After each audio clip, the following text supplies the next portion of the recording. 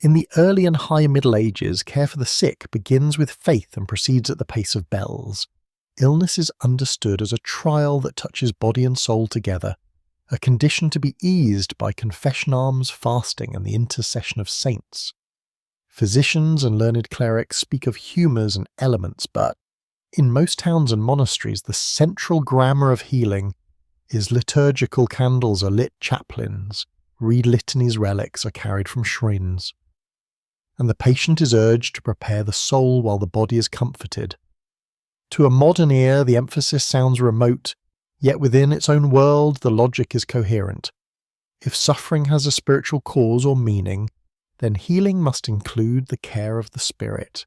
Even where humoral medicine offers dietary rules, bleedings, and purges these, sight inside a larger frame of sin, penitence, and mercy. Caregivers see no boundary between theology and physiology. They move from chapel to bed and back again as if along a single corridor. Across Europe, monastic houses maintain infirmaries where brothers, sisters, and travellers find a bed, warm broth, and watchful attendance. The Hôtel Dieu in Paris, founded in the 7th century and tended by religious orders, stands as an emblem of this world, a place primarily of charity and shelter, where nursing and prayer braid together through long nights. The herbal gardens that ring cloisters' beds of rue sage and feverfew supply simples that have accumulated reputation through centuries, copied and recopied in manuscripts and put to use with steady hands. Rooms are whitewashed, rushes are changed, and a crucifix hangs where eyes may rest. A fact anchors these scenes. Medieval hospitals, as the word hospitalia implies, are institutions of hospitality, more than of intervention designed to receive the poor and the sick together, to comfort, feed, and witness, rather than to cure in our sense of the term. Pilgrimage routes thread this landscape following river valleys and old roads towards shrines renowned for cures. At Canterbury, Compostela, Chartres, and many chapels, caretakers receive the sick with methodical routines. The pilgrim is bathed, blessed, and brought to the relic, sometimes wearing a small lead badge stamped with the saint's sign. Lesser-known objects accumulate in these shrines, wax models of limbs offered in hope or thanks, silver eyes nailed near a chapel door, a child's shoe left beneath a reliquary. In some places, tiny lead flasks ampullae are filled with water said to have touched a martyr's tomb and carried home as medicine or amulet. Such objects do not heal in themselves, yet they organise hope and give the sick a way to mark the passage through illness, to name the part that hurts, to commit a petition to form. The journey is part of the treatment, and so is the return. Neighbours read the tokens and understand the story without words. Healers speak the language of balance. Even when a village has no university-trained physician, the broad map of humoral thought is familiar, hot and cold, wet, and dry seasons and ages, temperament and diet. Astrology interleaves with prayer. A chart is not drawn in every case, yet many practitioners consult tables that align the human body with the heavens, assigning rulerships to organs and hours. The doctrine is neither careless nor casual. It is systematic within its premises, and it offers an ordered path to action when other causes remain unknowable. Here, however, the limits also appear without knowledge of contagion or microbes. Patterns of spread are read as moral signs or atmospheric moods, and measures that might interrupt transmission are applied inconsistently or for other reasons. Within this order, much care is practical. The infirmary laundress boils sheets. The cellarer measures out ale bread and broth for the invalid diet. The porter keeps strangers from the sick room, not to prevent microscopic life, which no one suspects, but to preserve peace and reduce noise. Hands are washed because custom requires cleanliness near the altar, and vessels are scoured because they are precious, and the incidental result is sometimes a cleaner ward. Some remedies show empirical shrewdness: willow bark for pain, honey for wounds, fennel for digestion. The mixture is uneven and outcomes vary.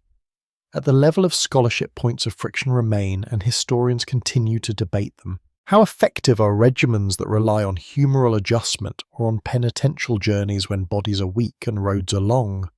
Some argue that good nursing warmth and calories improve survival regardless of theory, and that the charitable net of hospitals reduces abandonment and neglect. Others emphasize the burdens of travel, the crowding of wards, and the risks of bleedings or purges. The record is partial miracle collections recount recoveries in the language of grace. Account rolls, tally candles, beds and broth, but do not weigh them against lives saved. The question remains open in its details, even as the broad picture is clear. Medicine here is a care of souls and bodies entwined, sufficient for comfort and order, insufficient for many cures. Beyond any single monastery or market town, larger forces course through this era. Climate shifts alter harvests. A run of mild years supports population growth and denser streets that heighten disease pressure, while colder decades cramp granaries and thin bodies before winter ends. Trade routes bring pepper sugar cloth and also pathogens. Ships ride winds between Atlantic and Mediterranean ports, and caravans cross high plateaus where oases mark the pace of days. On this turning planet, seasons expand and contract like a slow breath, and human health follows the same planetary rhythm, improving with harvests and failing with dearth. Across distances longer than a walk from Paris to Rome, pilgrims carry stories, merchants carry letters, and microbes ride unnoticed, aligning distant coasts in the same web of vulnerability. In church porches and manor halls, in fields and small stone rooms, care continues with the same careful gestures, the straightening of a blanket, the recitation of a psalm, the mixing of a tisane from herbs dried under an eave.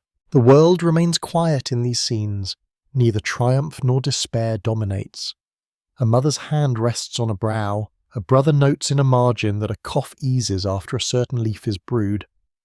The practices are not uniform across regions, but the central conviction holds the first remedies attend to meaning as much as to matter.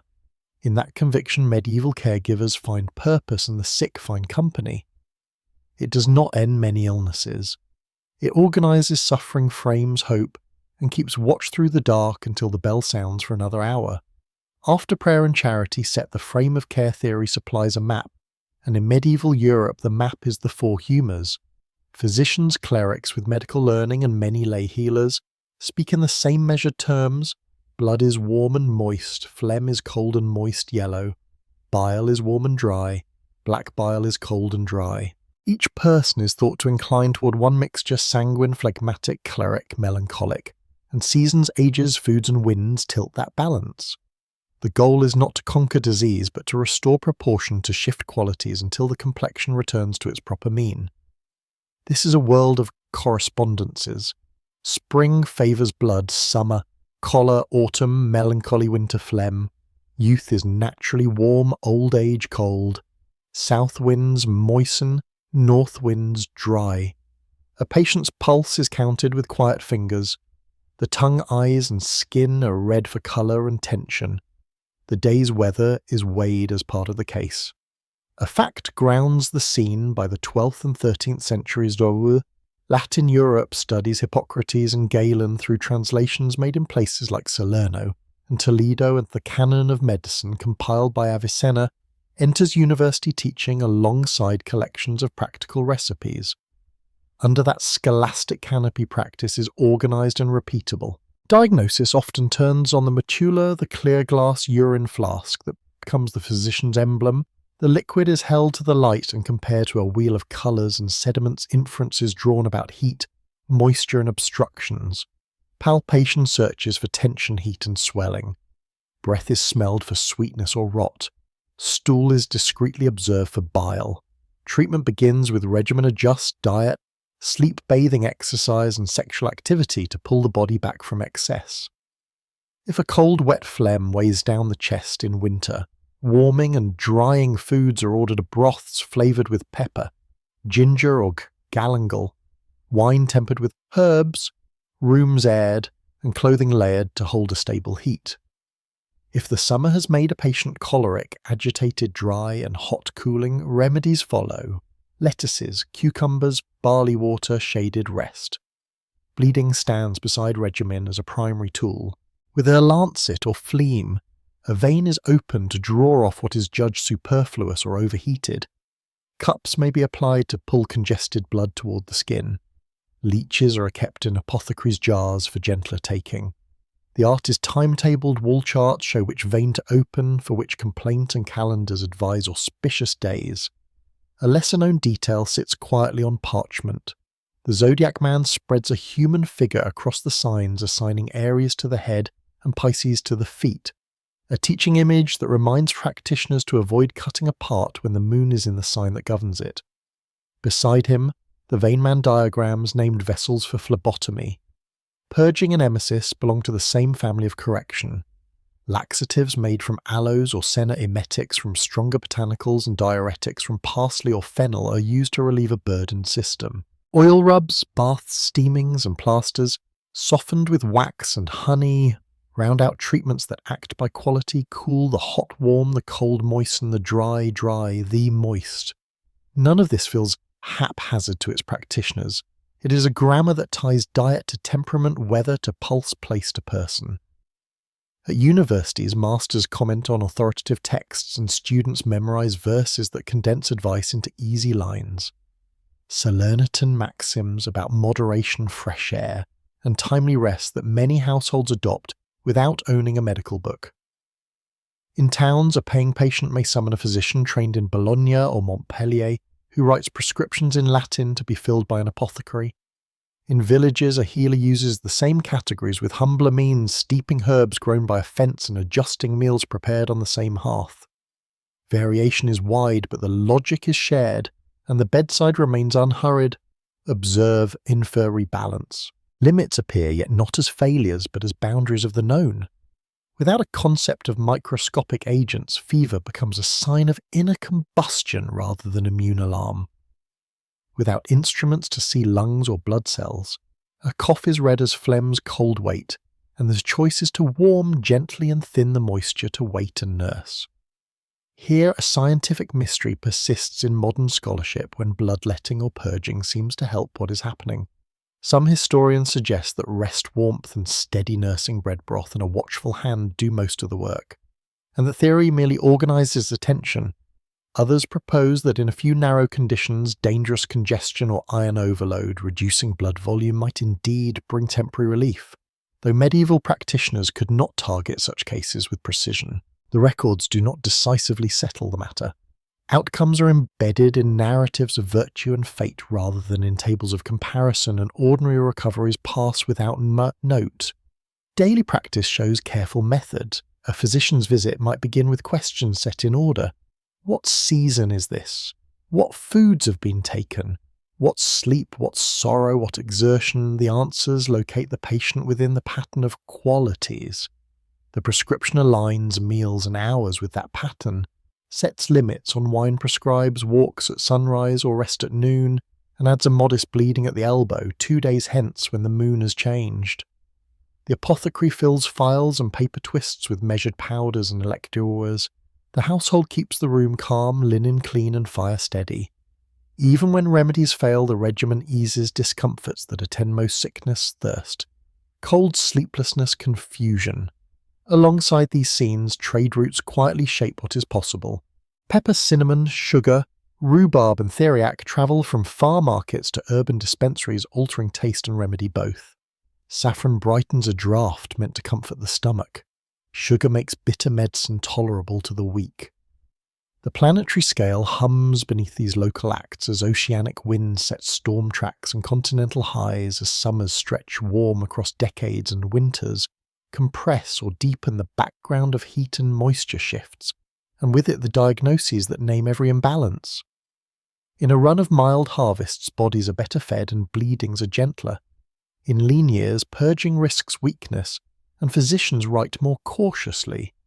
Over distances longer than from Paris to Prague, ideas ride in saddlebags, texts cross mountain passes, and a shared language of qualities knits together bayside ports and inland towns that have never seen each other's walls. The order is not static. By the late 13th century, some masters urge closer observation. Surgeons describe operations and wound care in brisk empirical tones. Hospital statutes specify cleanliness, airing, and diet with increasing precision. Yet the 4-part map endures because it remains both explanatory and practical. It tells households what to cook, when to rest, which wind to avoid. It tells practitioners where to cut and when to abstain. It tells patients what improvement should feel like: a cooling of the flush, a loosening of the chest, a sleep that refreshes. It leaves questions unanswered, and in those gaps we can see the shape of its coming replacement. For now, in these rooms of rushes and lime wash with a crucifix near the bed and a matula glinting by the window, care proceeds by the old arithmetic of hot and cold, wet and dry balancing. What can be balanced, nursing what cannot be changed, and waiting for the body to set itself right in the slow company of time. Within the quiet order of monasteries, care takes on a steadier rhythm, shaped by bells, statutes and the rule, and the sick find themselves inside a built landscape designed for watchfulness: infirmary halls, warming rooms, herb gardens, kitchens for soft foods, baths and chapels that open onto beds so that prayer and nursing meet without haste. Monastic medicine does not claim to conquer disease. It promises constant seafood on timesheets aired, known hand at the bowl, and cup a regular fire, and a routine strong enough to hold a weak body upright through the longest night. A fact anchors this world the early 9th century plan of Saint. Gaul, an idealized monastic blueprint, explicitly sets aside an infirmary complex with its own kitchen and a physic garden arranged in tidy beds, showing that institutional care and medicinal horticulture are integral to the monastery's work long before urban hospitals expand. And the rule of Benedict, Chapter 36, directs that before and above all care of the sick, which spills into daily practice as the infirmarius, the official responsible for the sick keeps stores of wool linen and simples ready.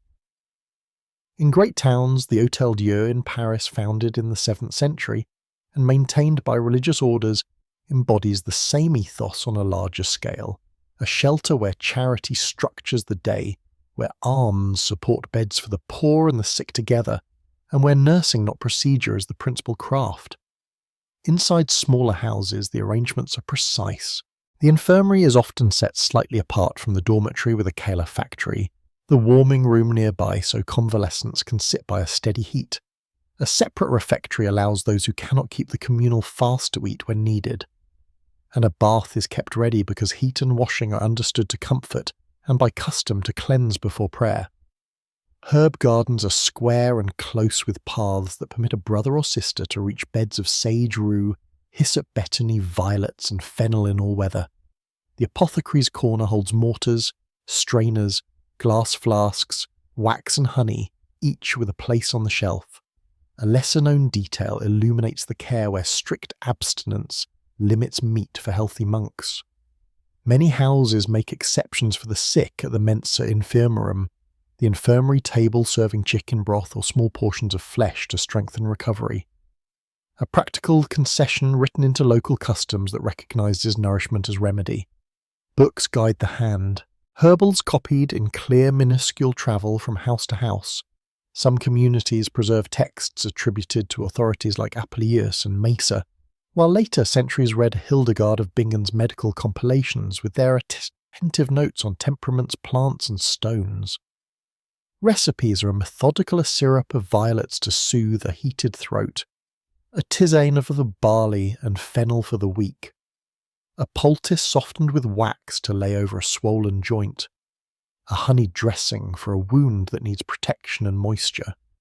These are humoral in logic, yet empirical in habit, refined by the repetition and kept in memory as well as in parchment. Nursing is the daily art that binds the whole together. The infirmarius counts pulses at the canonical hours changes, compresses times, drafts and records which foods are tolerated. The laundress boils and dries linen on a line strung beneath the eaves. The cook keeps a gentle fire for broth and gruel so the pot does not scorch. The porter regulates passage at the door, maintaining quiet and a kind of incidental isolation that may sometimes slow the arrival of outside sickness without any theory of contagion. A debate runs through modern scholarship that this record cannot fully resolve. Were these institutions primarily hostels of charity and pilgrimage with incidental medical treatment, or did they function as effective healing centres? By the standards of their age, surviving account rolls and miracle lists seldom tally outcomes, and few wards leave behind registers of fevers reduced or wounds closed. We see expenses for candles, wine wax, herbs, and sheets. We hear of recoveries recounted in the language of grace, but we do not have controlled comparisons. Some historians argue that warmth, washing, and calories, the very strengths of monastic routine, are what mattered most improving survival from ordinary illnesses, regardless of theory. Others note that crowding, especially in larger urban hospitals, sometimes placed 2 or more patients to a bed in later centuries, and that such density could worsen spread during outbreaks, a risk already latent in the late medieval period, even when rules aimed at order. The uncertainty remains not because care was careless, but because records are thin where we wish them thickest. The planetary scale hums beneath this hall-by-hall story. As the North Atlantic's winds and ocean currents steer decades of mildness or cold, the growth of herbs and the stock of granaries rise and fall, the so-called medieval warm period supports vines further north and lengthens seasons in some regions, making physic gardens more generous and diets more varied, while later chills pinch supplies and thin the sick before winter. Trade routes carry spices and drugs, pepper, cinnamon, sugar, rhubarb into city apothecaries and via benefactors' gifts into some monastic cupboards. Caravan tracks and sea lanes also carry pathogens whose names no one knows, pressing infirmaries to their limits in years when fevers run fast. Across distances longer than from Paris to Seville, houses of the same order correspond exchanging seasonable recipes and excerpts from useful books, so that a remedy tested in a Rhineland valley appears months later on a chalk-down slope or in a riverside priory that has never seen the Rhine. The monastic timetable matins through Compline organises the sick room as precisely as it orders prayer. At prime, a broth is served. At terce, a draught is given. At sext, linens are changed, and the room is aired if wind permits. At none, a short walk to the cloister walk is considered, for those who can stand, because light and air are thought to balance melancholy. At vespers, the physician-cleric visits and denotes whether the pulse is less tense. At Compline, the night nurse settles the ward for sleep and tends the lamps. This calm repetition is its own form of remedy, allowing small improvements to accumulate and setbacks to be noticed before they rush. Failures are frequent and unremarkable. Many illnesses outrun the repertoire of herbs and regimens. Yet within what is possible, the monastery excels at steadiness. Water flows from a conduit, latrines are kept in order. Vessels are scrubbed because reverence demands cleanliness near the altar and the sickbed alike. Such practices sometimes intersect with hygiene in ways the practitioners do not theorize, but that nonetheless reduce contamination. The intellectual life of these places is not detached from the bed. A librarian mends a medical book and adds a marginal note on a plant's availability in colder years. A prior writes to a neighbouring house to ask for seed or cuttings. A scribe corrects a dose from drams to scruples after consulting another copy. Authority remains with tradition. Galen Hippocrates Avicenna, but observation slowly pushes in, and statutes for hospitals increasingly specify fresh air, clean linens, and separate spaces for certain illnesses, although the exact categories vary and are enforced with uneven vigour. Here the unresolved question of effectiveness returns in another guise. Did such separations materially reduce cross-infection in the absence of germ theory, or did they mostly preserve decorum? The answer likely differs by season building plan and crowding. The documents leave us cautious. Still, the image is clear. Monastic and hospital care rests on charity, routine, herbs, diet, and prayer, and while it cannot dissolve plague or stop a swift fever, it offers a stable harbour for those crises that resolve with time and nourishment. The sick sleep beneath beams that have held winter after winter. The garden holds its order against wind and rain. Lamps burn low while a watcher counts breaths and keeps the cup within reach. Here the disaster of medieval healthcare is not neglect but limitation. The best that can be done is done steadily, and still much lies beyond reach while the larger planet turns, harvests. Tilt ships arrive and wards prepare again for what the next season carries across land and sea. The sick room looks inward to warmth and broth, yet its schedule often looks outward to the sky, where physicians say the moving lights help set the body's times. Astrology in this age is not the tabloid caricature of fate, but a working calendar of qualities. It is an attempt to read the same hot, cold, wet and dry in the heavens that healers read in pulses and urine, and to align interventions with those readings. A fact anchors this practice. Medieval medical manuscripts routinely include the zodiac man, a figure labelled head to foot with the signs Aries guarding the skull, Taurus the neck down to Pisces at the feet alongside tables that advise when to bleed, purge or refrain. And such images appear in hospital cartularies, university compilations and household books alike. In towns with physicians trained at Montpellier or Bologna, a visit may begin with the chart of decumbiture, the hour the patient took to bed, set against the day's planetary positions. In smaller places, the ritual is simpler. An almanac consulted for the moon's phase and sign before a lancet is lifted or a draught is poured. Humoral theory and astral timing interlock. If a patient is dry and heated by summer choler, the doctor prefers to cool and moisten under a moon thought to favour those qualities. If a cold, damp phlegm bogs the chest, warming, measures are urged when celestial indications run hot and dry. The language is formal, the bedside pace unhurried. A lesser-known detail lies in the books themselves.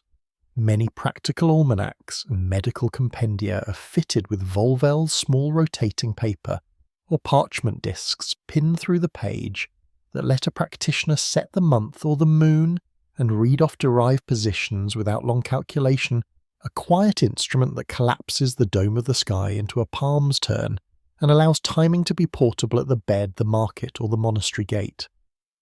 Beside these discs, tables list critical days, an inheritance from older Greek medicine now framed within the lunar cycle. Certain days after the onset of illness are watched closely for turns toward crisis or resolution, and the moon's phase supplies a rationale for vigilance. The moon governs more than timing of bleedings and purges. It signals caution in cutting parts when it rules them. Physicians advise against opening a vein in a limb when the moon sits in the sign assigned to that region, and against procedures altogether on days marked malign by tables that blend astronomy with tradition. The logic is not fatalistic. In Christian classrooms and commentaries, natural astrology, the study of celestial effects on weather tides, seasons and temperaments, is permitted, so long as it does not declare human choices compelled. Some theologians say the stars incline but do not force, and medical masters accept the distinction, arguing that heavenly motion set conditions under which bodies more readily cool, dry, moisten or heat, while judgment remains with the practitioner and the patient. At the bedside, this resolves into the habits and emetic delayed a day until the moon wanes, a bleeding redirected from one vein to another, because a chart warns against the first, a journey to a bathhouse scheduled after sunrise when a favourable hour is noted. In city apothecaries, jars of simples and compounds stand near a calendar that marks both saints' days and lunar quarters. In rural kitchens, a lay healer keeps the same calendar above a shelf where herbs hang drying from rafters and says that lettuces soothe more surely when cut under a cooling moon. Outcomes are mixed, and here an unresolved question remains for modern readers: did such timing matter? Some historians suspect the calendar sometimes helped not by the cooled-down influence of Mars or the moon, but by the way it imposed patience and order. A bleeding postponed until right days could give a fever time to declare itself, sparing a weak patient an additional stress. A sequence of fortunate hours could space purges and baths at the body was not exhausted. A prohibition against cutting when a sign ruled a body part could by sheer chance avoid densely scheduled procedures. Others argue that outcomes followed the natural course of illness and the quality of nursing. Astrology merely gave a language for waiting and for choosing moments that felt prudent. Medieval records rarely resolve this. Casebooks note times and treatments but seldom provide the sort of comparisons that satisfy later statistical curiosity. Household accounts record payments to physicians for a chart and to apothecaries for medicine, without reporting the final tally of recoveries. Still, the ubiquity of the practice is visible in manuscripts and in the emblematic tools: the matula for urine, the lancet for blood, the volvel for the hour. The planetary scale hums under this timing. The same moon that sets the schedule of tides and lights the path to a monastery gate also governs the calendars that physicians carry. As Earth tilts and orbits, seasons warp the background of heat and moisture that every diagnosis invokes. And over decades of mild or cold, the starry clock rides above oscillations in harvests and in the density of towns. Ships leaving Levantine harbours set their sails by seasonal winds charted against the same sky a Paris master calculates with his tables. Caravans rolling across plateaus watch stars for navigation, while inland infirmaries watch them for regimen. Ideas follow the same routes. Translations made in Iberian scriptoria carry Arabic astral medicine into Latin Europe. The computation of planetary positions is refined in courtly workshops and university halls, then copied into portable calendars that show up in guildhouses and in the chests of surgeons who travel from town to town. Over distances longer than from Paris to Krakow, a common sky gives a common schedule to people who do not share a tongue. The practice filters gently into daily life. Farmers plan sowing by season and moon. Midwives from some regions prefer certain phases for expected labours, though customs vary. Barbers hang the vain man in their shops to choose where and when to open a vessel, and householders adopt simple rules of avoidance learned from neighbours or from a peddled booklet. None of this is hurried. The hour for a drug arrives. If the sky is overcast, the almanac stands in for the heavens. The dose is given. Failures do not discredit the calendar any more than successes prove it. In a world without microbes or instruments, the sky remains the most precise clock available, and the medical art fits itself to that clock in the same way monasteries fit prayer to bells. What endures in this room is not spectacle but pacing. The physician makes a note of the ascendant and steps back to listen to the breath. The nurse adjusts the linens and darkens the window against a noon glare, thought to inflame choler. The apothecary measures the draught and ties the twist of powder with string. If the ailment resolves, the calendar receives the thanks. If it does not, the same skull presides without comment over the next case. The disaster named by our era lies elsewhere in the limits of knowledge, not in the care's steadiness. And even here in the star-marked hours, one can see the desire to make body and world answer to a single-order patient and unbroken, in which the cup is lifted when the hour turns and set down when night returns.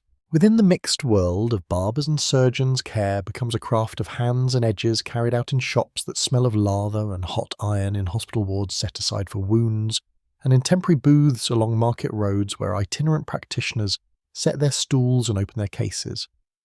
The barber's chair holds not only the client's chin for a shave, but the forearm for phlebotomy, the scalp for lancing, and the jaw for a pulled tooth. A basin catches blood. A cloth steadies the head, and a razor meant for whiskers is kin to blades meant for skin. Physicians in long robes debate humours and regimen. Surgeons and barbers in short coats manage what can be cut, drained, stitched, or splinted. A division recognised by urban statutes and guild customs that license bloodletting and minor operations to barbers reserve larger procedures to master surgeons and leave internal diseases to university men.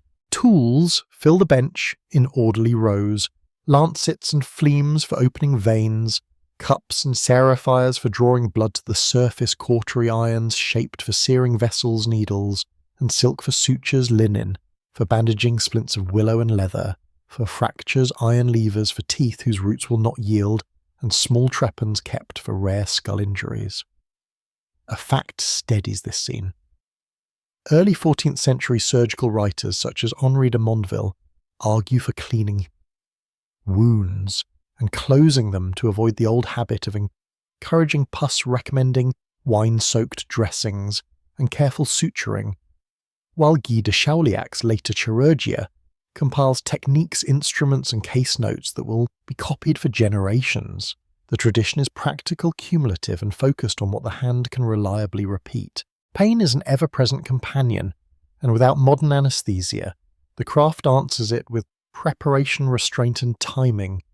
A patient drinks wine or strong ale assistants hold the limbs, and the surgeon works with fast, economical movements learned from long repetition. A lesser-known detail rests in many recipe books. The soporific sponge, the Spongia somnifera, dried after soaking in decoctions of opium, poppy, mandrake, henbane, and sometimes other botanicals then dipped and warmed so that vapours can be inhaled before cutting. It does not abolish pain, but healers say it quiets the body and dulls the edge of fear long enough for a blade to do its work. After cutting, cautery closes vessels when pressure and bandage do not suffice. Powdered astringents, alum vitriol, ground plant materials are sprinkled to check bleeding. Sutures are laid with even spacing. Bandages are wrapped in figure eights that hold joints without strangling them. In dental work, a pledget of cloth is placed between gum and instrument. The mouth is steadied and the lever draws with steady pressure rather than sudden force. For boils and carbuncles, a shallow incision, warm compresses and drainage follow, in measured order with linens kept as clean as the shop allows. Outcomes hinge on cleanliness, calm, and nutrition more than theory admits. Surgeons who wash hands and tools in wine, and who change dressings regularly record fewer foul odours and less spreading rot than those who seal wounds with heavy ointments and neglect airing. Yet the limits remain plain in the ward and at the stall. Without a concept of germs, the distinctions that matter most to later centuries, sterile versus contaminated, antiseptic versus septic, are absent from the language of care. A blade passes from one task to another after a wipe and a rinse. A cloth is reused after drying by the hearth, and a busy day can carry unseen agents from one wound to the next. Surgeons disagree about the generation of pus, some praising laudable drainage as a sign of nature's effort, others preferring dry healing. The debate is not only doctrinal but practical, shaped by the built environment and by how often dressings can be changed. Here an unresolved question endures in scholarship: how effective were the sponges and wine dressings by the standards of the age, and how often did practice align with the careful methods praised in learned texts? Casebooks survive unevenly, guild records count fees rather than failures, and hospital accounts list linens, candles, wax and herbs without tallying recoveries. Historians infer from shattered notes that wine's astringent and solvent properties sometimes kept wounds from putrefying and that soporific sponges produced light sedation. Yet the range of results remains hard to quantify. The barber's pole itself, white wrapped with red, quietly admits the everyday union of grooming and surgery. In many shops, a glazed bowl with a semicircular notch shaped to cradle a wrist or fit a neck hangs where it can be reached quickly for bleeding, or shaving an object whose curve has handled thousands of small operations by design. In towns where hospitals maintain surgical wards, the timetable mirrors monastic steadiness, morning rounds to change dressings and check pulses, midday meals for the weak afternoon splinting and bandaging, evening inspections of lamps and doors to keep the ward quiet. In the countryside, the same care takes place before a window open to light and a bench set firm against the wall. Speed is valued, but not haste. The best operators count steps and avoid extra motions, and the assistants know when to tighten a strap and when to loosen it to spare cramp. The planetary scale hums beneath these rooms. Iron from distant ore fields becomes steel along river forges. Travel winds drive ships that bring alum, resins, and fine cloth for bandages, and trade routes disperse tools and techniques so that a method learned in a Mediterranean port appears months later in a North Sea town. The same currents also carry soldiers and merchants whose injuries swell surgical caseloads after campaigning seasons or market fairs.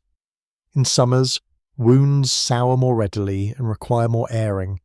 In winters, fewer flies settle and putrefaction slows, but cold stiffens damaged joints and lengthens convalescence.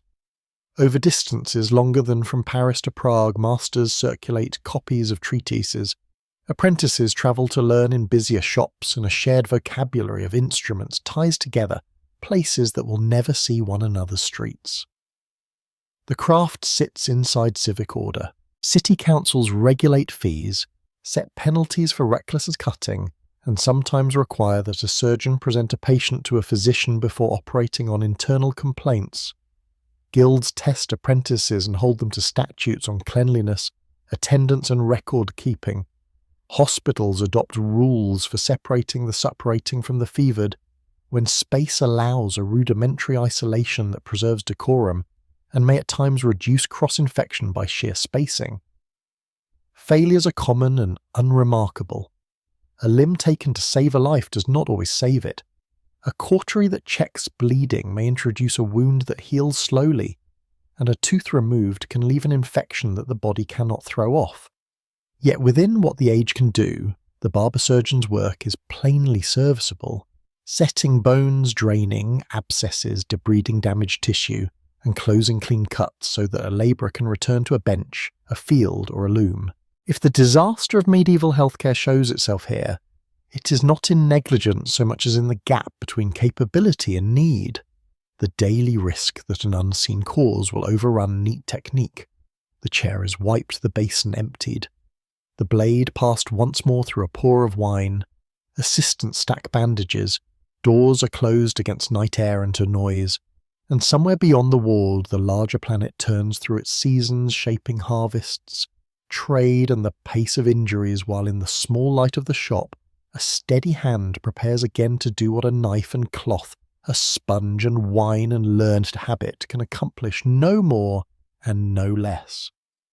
Beyond guild halls and university courts, the maintenance of life at its beginning rests in practised hands that seldom write, women who keep recipes in memory, midwives who know rhymes and rhythms, neighbours who gather when labour starts and leave only when a newborn sleeps warm against a breast. Their work is practical, steady, and largely invisible to the record, yet without it no town or village endures. The midwife arrives with a basket and a routine. She asks for warm water, clean linen, and light. She checks the room for draughts and smoke. She calls for a stool or cushions because many births proceed better when the mother sits supported, gravity assisting where muscles tire.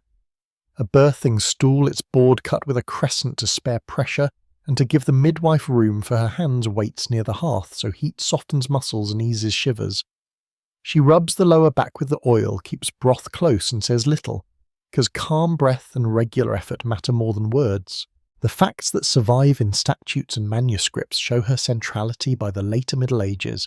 Some cities require midwives to swear an oath to serve the poor, to keep confidence, to refuse hidden fees, and to baptize an infant in peril when no priest can come a recognition by civic and ecclesiastical authorities that birth is a frontier where salvation and survival meet. The intellectual canopy above her work is not absent, only filtered. Translations from Salerno carry a compendium later called the Trotula across scriptoria, offering counsel on women's health, diet, and pregnancy management of labour and aftercare. Its authorship is debated, its textual layers complex, but its persistence in copies shows households and healers seeking written guidance to accompanying craft. Midwives absorb what suits practice and discard what does not. They work in kitchens and chambers where books are rare, and the clock is an hourglass of pains and rests.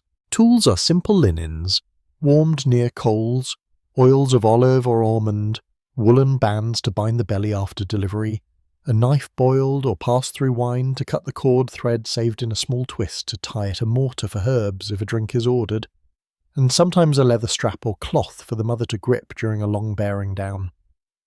A lesser-known detail lies in devotional objects shaped for this threshold. Birthing girdles.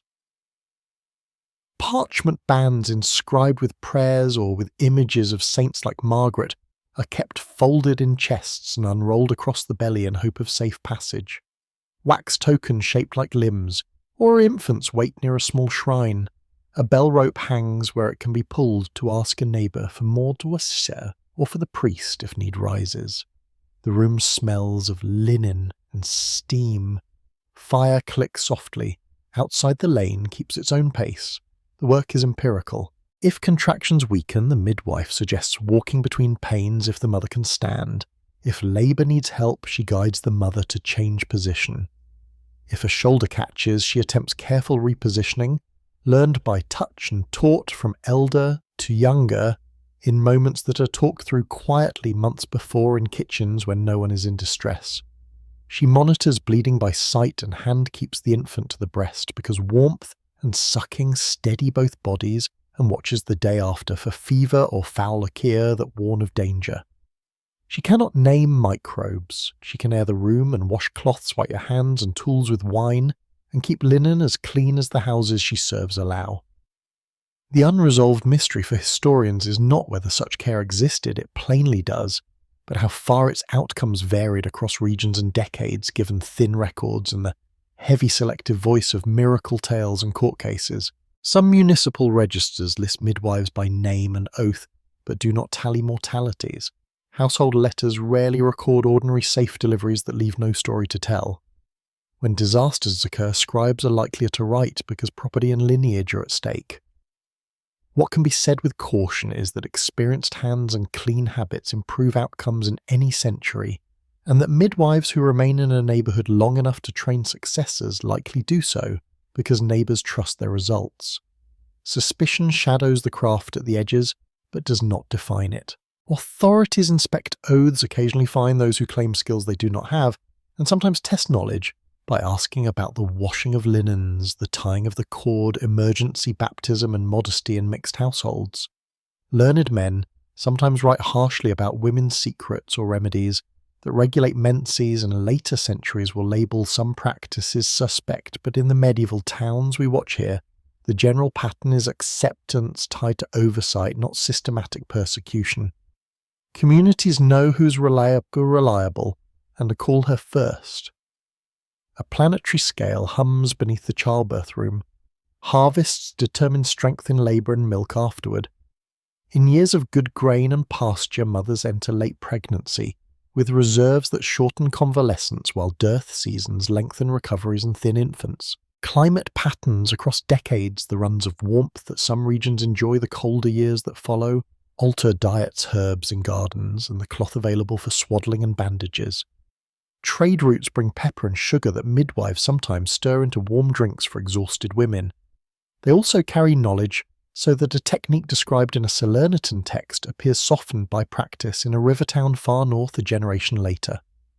Over distances longer than from Paris to Cologne, the names of saints invoked at birth change, but the gestures converge: a hand supporting the perineum, another steadying the infant's head, a cloth ready, a bowl set where it will not tip, the afterbirth examined to see if it is complete. Facts remain amid much that goes uncounted. Emergency baptism by the midwife is a permitted and sometimes required act across wide swathes of Christendom. Women's medicine is a defined topic in learned curricula, even if taught and practiced mostly by men. A municipal law in several cities restricts who may present as a midwife, requiring witnesses to competence and sometimes appointing 1 or 2 per parish. Lesser details show the same blend of care and belief amulets stitched into swaddling for luck, rue hung to sweeten a room's air. The door unlatched in some households at the critical hour, because someone once taught that passage matters to both house and child. The midwife's day extends beyond delivery. She returns to check the mother's pulse and warmth, to examine the belly's firmness to see that bleeding slows and that the mother drinks and sleeps. She shows how to bind the abdomen to wash without chilling, to keep the perineum clean with warm water and a bit of wine. She notes the infant's latch urine and stool. If fever rises, she sends for a physician to rule stronger remedies. If the infant weakens, she sends again for the priest. The craft is conservative because lives are small and margins narrow. Change enters gradually as an older woman retires, and a younger one takes her place carrying the same basket with one more habit added to the repertoire because it proved useful last winter. Through all of this, the larger disaster of medieval healthcare shows its outline, not in neglect within these rooms, but in limits set by a world without antisepsis, antibiotics, or transfusion. Hemorrhage can outrun cloth and pressure, fever can outrun washing and wine. Yet much of daily life survives precisely because experienced women keep ordinary births, ordinary turn many difficult ones into survivable work, and maintain households at their hinges. The lane quiets after the neighbours depart. A mother dozes, a midwife folds linens to launder at home, and rewinds her birthing girdle not as a guarantee but as a record of hope used again. Outside seasons continue their long alternation: grain swells or fails. Herbs grow thick or thin in gardens and across towns and valleys. Women carry the knowledge that keeps families whole, moving from door to door with baskets and calm hands in a world that trusts steady practice more than promises. Cities thicken along river bends and sea walls, their lanes narrowing, where upper stories lean in with timber jetties, and in these close rooms illness finds the conditions it prefers: warmth, moisture, breath, and the steady exchange of touch that markets, workshops, inns and tenements provide. Households keep animals in small yards. Dung and straw line thresholds. Smoke from hearths hangs under eaves. Gutters carry a slow mix of grey water and refuse toward the river, where laundresses beat linen on stones and children play along the bank. A fact steadies the picture-urban statutes across medieval Europe. London's ordinances among them appoint rakers and gong farmers to clear streets and cesspits by night, fine householders for tossing waste into lanes, and press tanners, fullers and dyers toward river fringes because their crafts load the water with stink and sediment. The rules exist precisely because the problem persists and enforcement keeps pace with neither population nor trade. Wells and pits frequently share the same yard or wall, and though careful neighbours seal stone and keep lids tight, seepage blurs boundaries that people cannot see, yielding seasons when a stomach complaint runs from house to house, while blame falls on last night's fish or a south wind. Inside the walls, craftsmen work in dense clusters. Bakers' ovens warm whole rows. Butchers carry carcasses from shambles to hooks where flies settle in summer. Fullers tread cloth in vats set with lant stale urine, collected from households for its cleaning power, a practice that leaves pails by doors for the collector and pulls a quiet economy through every alley. This lesser-known detail, the household urine trade, matters because it adds yet another small stream to the city's flow, one more meeting of waste work and water at close quarters. Sickness is not constant. It rises and falls with harvests, weather and movement. When grain is plentiful and wood arrives on rafts to keep stoves lit, and meals' hot bodies hold their strength and shrug off small fevers. When prices rise and winters run long, coughs dig deeper, and a cut from a awl or knife festers before it closes. People say air has turned bad or that a corruption rides in certain fogs. They wave perfumed cloths near their faces and hang herbs from rafters to sweeten rooms, a miasma theory expressed in simple acts of odour control. Physicians prescribe order more than objects when they are honest. Stable meals, clean linen, mild exercise, sleep in rooms, not too crowded, and households follow what they can. Yet density presses back 3 families share a landing. Apprentices sleep by the shop, visitors from another parish or port bring new strains of familiar complaints into courtyards, where no one keeps count except by memory. Debate gathers at a deeper level of cause that the age cannot see, but modern scholarship still discusses when plague and other fast fevers sweep through towns, do rat fleas carry the pathogen between households, or do human lice and fleas suffice in tight quarters to fuel the spread? Evidence from later centuries and from burials suggests multiple routes. Historical voices record dead rats, but also swift person-to-person waves that outrun the pace of animals. The question remains unresolved in fine detail, and for the people we watch, the distinction is invisible. They respond to symptoms and season, not to the micro-scale paths we name now, and they open windows when they can, or close them when a wind feels wrong. The city's fabric both harms and helps. Bridges carry houses above water where currents run strongest. Conduits bring spring water into markets. Fraternities and parishes organise almsgiving, so the sick receive broth and bread when they cannot work. Hospitals and leprosaria lie just outside walls along roads where space is easier to spare. The Hôtel Dieu in Paris and similar institutions in other towns take in the poor and ill together, nursing them with regular meals and clean linen under vaults that hold heat in winter. This steadiness matters most when a fever will end if the body can endure its course. Even so, in some decades wards crowd, and in later periods 2 or more lie in a bed because demand outruns space. City councils respond with ordinances, but statutes do not pull down houses or widen lanes already fixed by long habit. Order is pursued inside the forms that markets and walls already set. Traders lengthen the city's reach. Ships under seasonal winds stitch port to port and caravans pass gates with bales and bowls from far workshops. In the same exchange, coughs and rashes expand their circles. A planetary scale hums under these transactions. Monsoon and westerly drought, and wet years, mild decades that historians later group as a warm period and cooler turns that foreshadow harder winters all reshape harvests and prices, which in turn set nutrition and the body's margin for recovery. Over distances longer than from Lisbon to Novgorod, cloth salt, fish, wine, grain and ideas move with a cadence that pins local time to larger weather.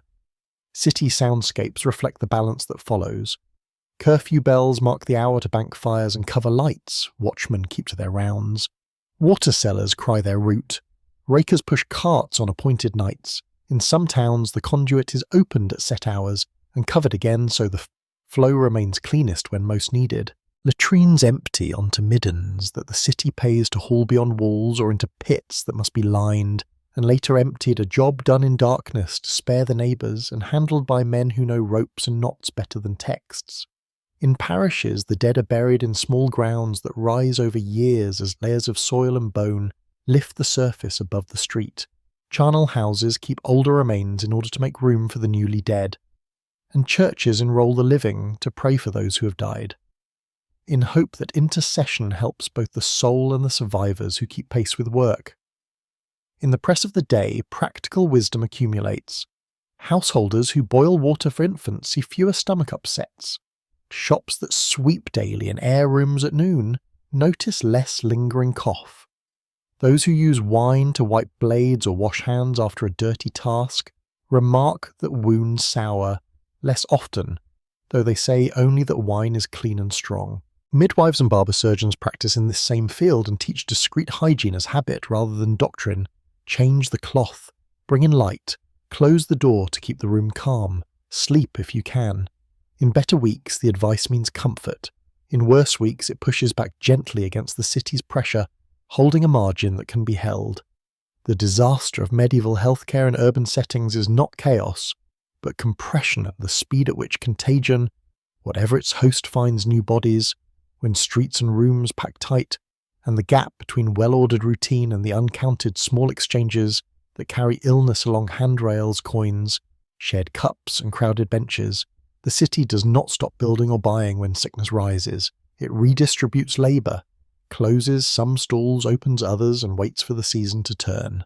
When harvests recover and winds shift, when a cold spell scrubs the air or a warm spring dries lanes and lets washing hang long in sun so the pulse of the place eases, the same rules and routines seem to work better because the background shifts to favour them. Over years, small improvements accumulate more conduits, stricter. Inspection stones laid where mud was yet the central limits remain.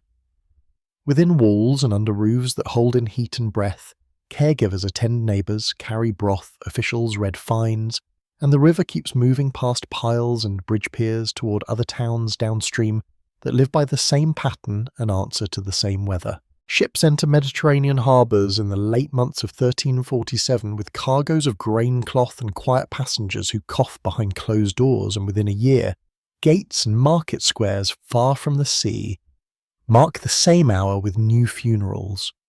The Great Plague descends not as a single day, but as a season that repeats across regions, a tide that moves with trade winds and along caravan tracks and inland rivers. Messina reports deaths first among major ports, then Genoa and Marseille, then towns strung northward and westward. By 1348, plague passes the Alps into the valleys of the Rhône and the Po, and within another winter, it crosses the Channel to England and north to the Baltic.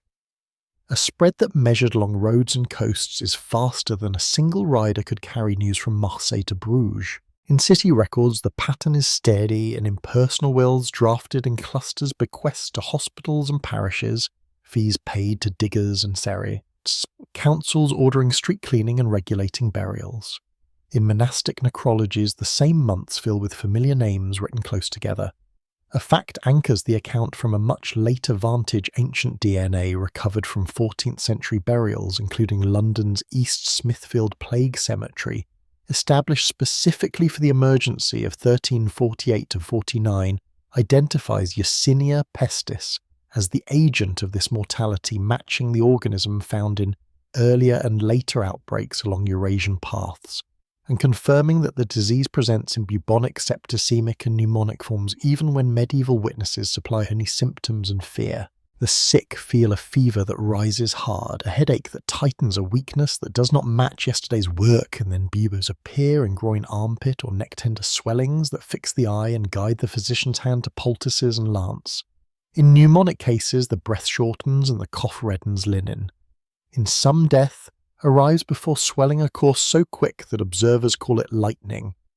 Care answers with what the age can supply, purges and bleedings timed by habit or calendar, poultices of figs and herb syrups to ease thirst and constant nursing of steadier food, clean cloth and a watchful hand to cool a brow. Priests carry sacraments to doors and beds. Midwives baptize the newborn quickly when mothers fail. Fraternities distribute alms and shrouds, and councils urge the removal of filth and the keeping of fires and sweet herbs to cleanse the air. A lesser-known detail sits in the earth where the dead lie at East Smithfield. Trenches were dug in measured rows, and when space demanded, bodies laid carefully head to toe with modest gaps, sometimes dusted with quicklime and sometimes placed with small items, buckles, rosary beads, coins that allow modern dating.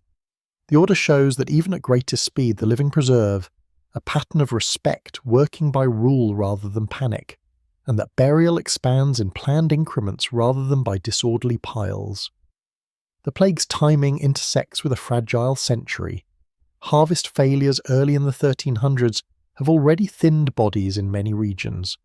Political campaigns and movements of soldiers and suppliers have stirred populations, and a cooling trend that will later be called the onset of a little ice age shortens growing seasons in places and lengthens the months when smoke hangs under eaves. The planetary scale hums beneath each feverish room. Monsoon patterns govern shipments of pepper and cloth that also carry fleas and breath across sea lanes. Continental winds and droughts shift caravan routes and resting towns. Ocean currents, river levels, and storm tracks alter the speed with which ships make port, mixing markets and peoples that would once have remained apart. Within this wide frame, the disease does not strike evenly. Some towns lose a third of their people and resume work in altered quiet. Others see greater losses, with parishes left almost empty and crafts short of hands.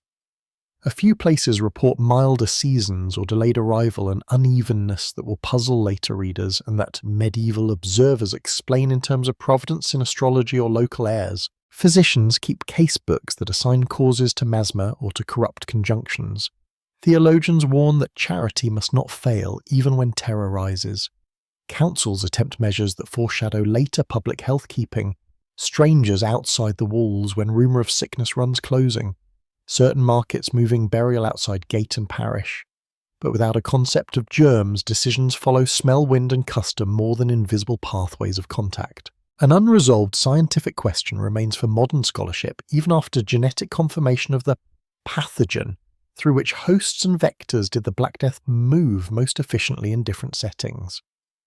Rats and their fleas are implicated by biology and many later observations. Yet human lice and fleas in crowded households could plausibly have sustained fast transmission in dense towns, and pneumonic spread from lungs to lungs appears in some outbreaks. The balance among these routes likely varied by season, architecture and transport, and the surviving sources written without such categories rarely allow a clean partition. Another debated point touches the waves beginning. Chronicles locate terrible mortality in the Black Sea before the year 1347 and tell of a siege at Kaffa where corpses were hurled over the walls, but whether that act mattered in the larger spread or whether trading circuits already carried infection along multiple lines remains uncertain. In any case, the disease rides the same roads as grain and news, and the disease's calendar aligns with routes that have no need of engines to be quick. Households respond with patterns already present in ordinary sickness, but multiplied. Linen is boiled when fuel allows rooms are aired, or smoked with rosemary, juniper, or frankincense. Children are kept close and doors are marked to signal illness within so that neighbours can carry bread and then step back. Some workers, sextons, bearers, washerwomen, hospital nurses, barbers, hold posts that keep them near the sick, and city records pay them regular wages through seasons of loss. At the same time, labour markets shift after Maudelir. Wages in some regions rise because hands are fewer, and statutes attempt to fix prices and service at earlier levels. Hospitals and confraternities rework their rules to cope with steady demand. Parish boundaries are redrawn where congregations dwindle. Scholars in later centuries will look for genetic traces of selection in the wake of the plague. And some evidence points to shifts in the frequency of particular immune-related variants among survivors and their descendants. But the magnitude and mechanism remain under discussion, and medieval records neither ask nor answer such questions. What they show is the persistence of habit caregivers washing vessels because custom and reverence demand it, physicians timing visits, households tending, elders and infants first set against a force that outruns custom's usual effect. The disaster here is not a collapse of will, but a mismatch between the disease's speed and the tools available. Even so, patterns of steadiness matter.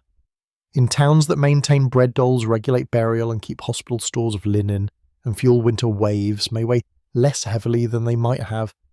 In parishes where neighbours know each other's names and routes, the sick are found sooner and given broth when they cannot rise.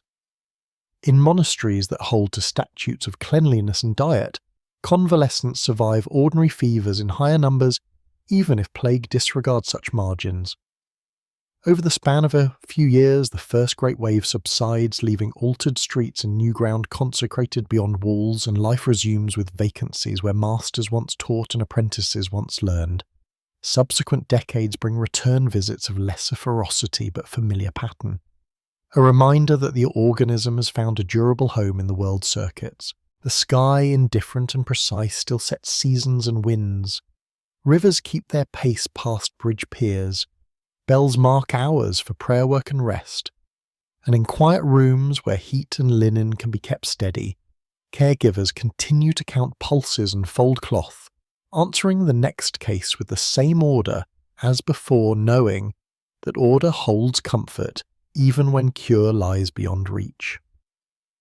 When plague seasons settle into memory yet return like a harsh weather that no one can predict, precisely explanations harden toward sin, and remedy turns toward public penance, and across parts of the German lands, the Low Countries and beyond, groups of men appear in ordered lines, bare from the waist and marked by cords, walking with steady pace and singing set verses as they strike their backs in rhythm. They call themselves Brothers of the Discipline, and towns call them Flagellants. Their programs are precise, they travel in bands under a leader, observe fixed fasts, confess, give alms, and submit to twice daily rites in squares or churchyards, where they kneel, lie prostrate, rise at appointed words, and scourge themselves until a master signals them to stop.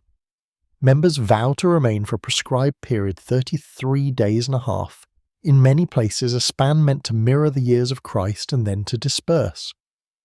A historical fact steadies this scene. Contemporary chronicles and civic records from 1349 describe such processions in cities like Erfurt, Strasbourg, and Basel, and Pope Clement VI, writing from Avignon, condemns the movement in 1349 for unauthorized preaching and sacraments, ordering bishops to suppress bands that refuse obedience, an action that folds the spectacle of penance back under clerical rule even as towns negotiate where and whether the rites may occur.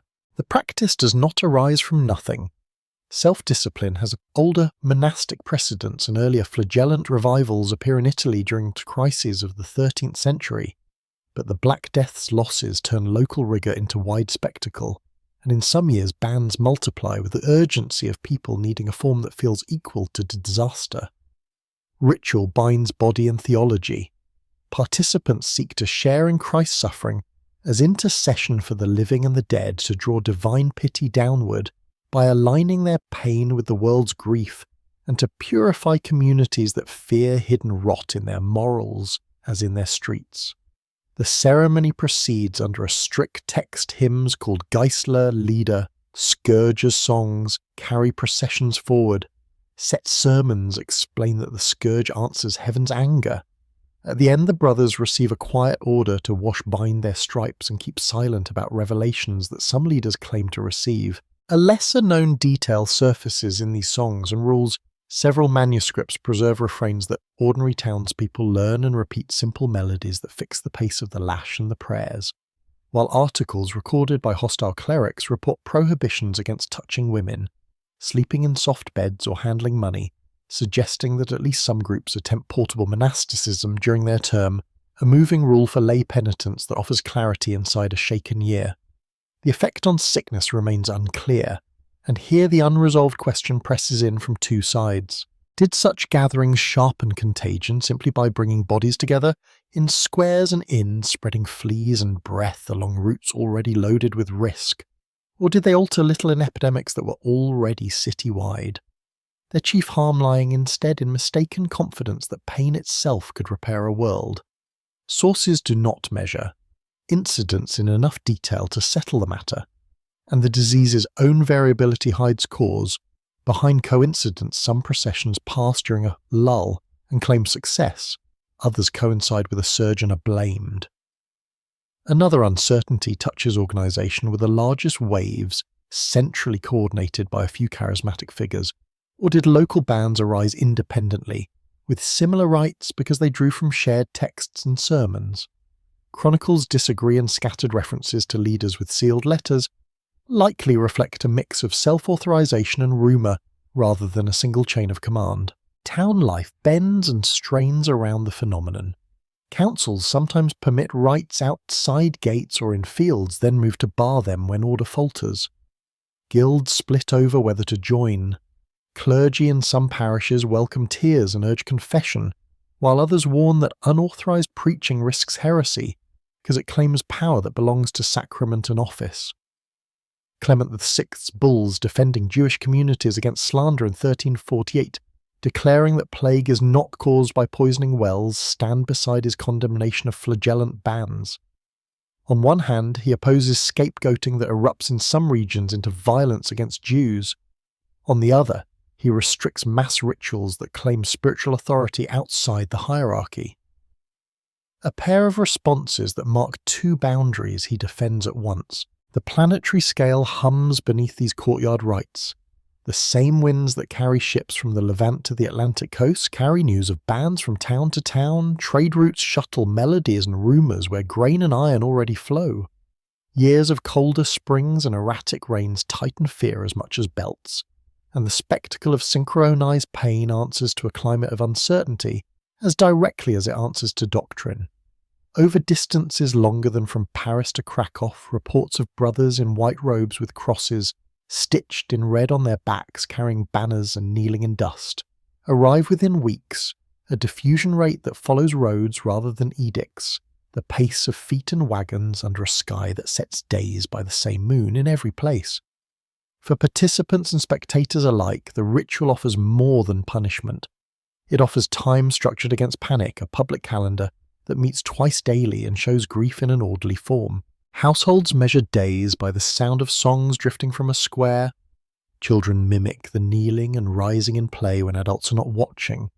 Women prepare cloth soaked in vinegar or wine to wash and bind the men they love when they return at dusk. In this sense, the movement intersects with nursing washing. Binding and feeding continue, regardless of theology, and the rites give exhausted cities reason to keep lamps trimmed, bread baked and water warmed. Yet the movement's edges fray. In some towns, processions turn to accusation, and crowds who have watched penance turn on neighbours marked as other. Councils then act to restrain violence, close the gates and station men at bridges. Bishops threaten excommunication for bands that refuse to disband. The record, uneven as it is, suggests that while penitential energy channels fear into spectacle, it can also liberate anger and license, and the same public nature that makes the movement feel transparent makes it unstable as numbers swell. Text persists where bodies do not. Scribes copy songs and admonitions long after the largest waves pass. Preachers use the memory of excess to teach moderation. Statutes against unauthorized assemblies remain in civic books as tools to be used when future crises stir crowds. In quieter years, individuals continue small disciplines fasts, alms-giving private penances, but the mass scourging that matched the pitch of the first plague years recedes because the hierarchy reasserts itself and because households rediscover that ordinary nursing and work restore more of life than public wounds can promise. What remains in the landscape is subtle. In some towns, the square chosen for rites becomes a market again, Yet neighbours remember where the cords cracked.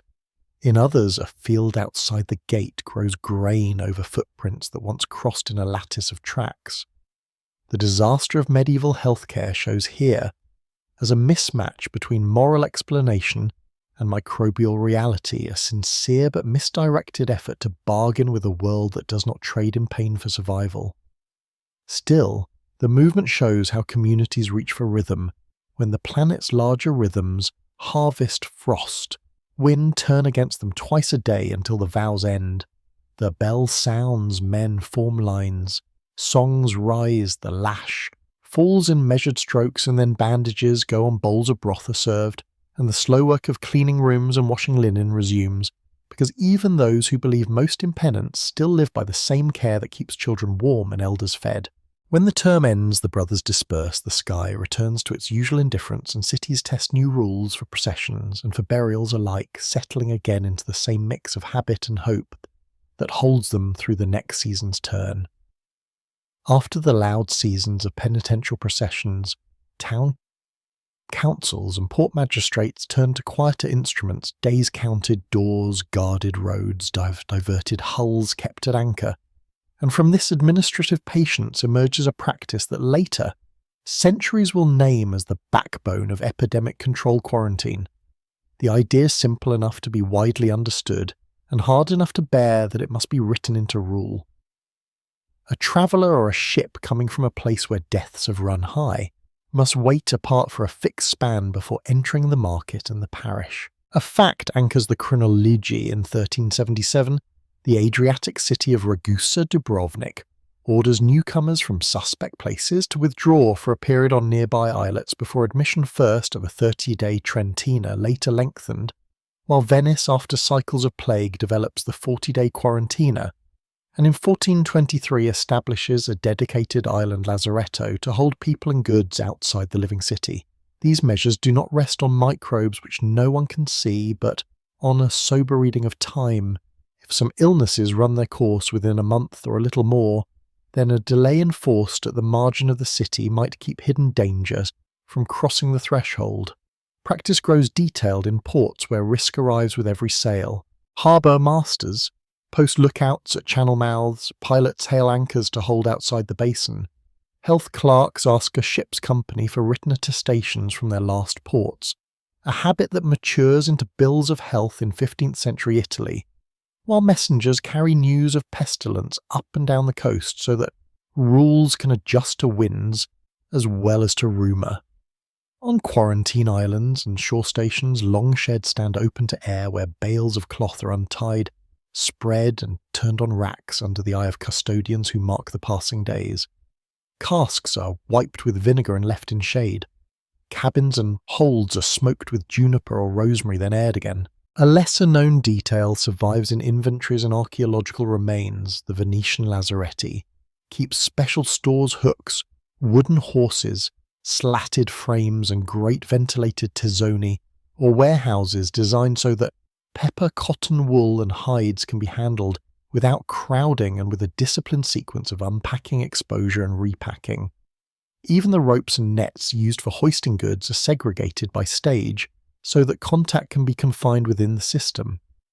On landward sides, towns extend the same logic. Gatekeepers receive orders to admit only those with testimony of origin.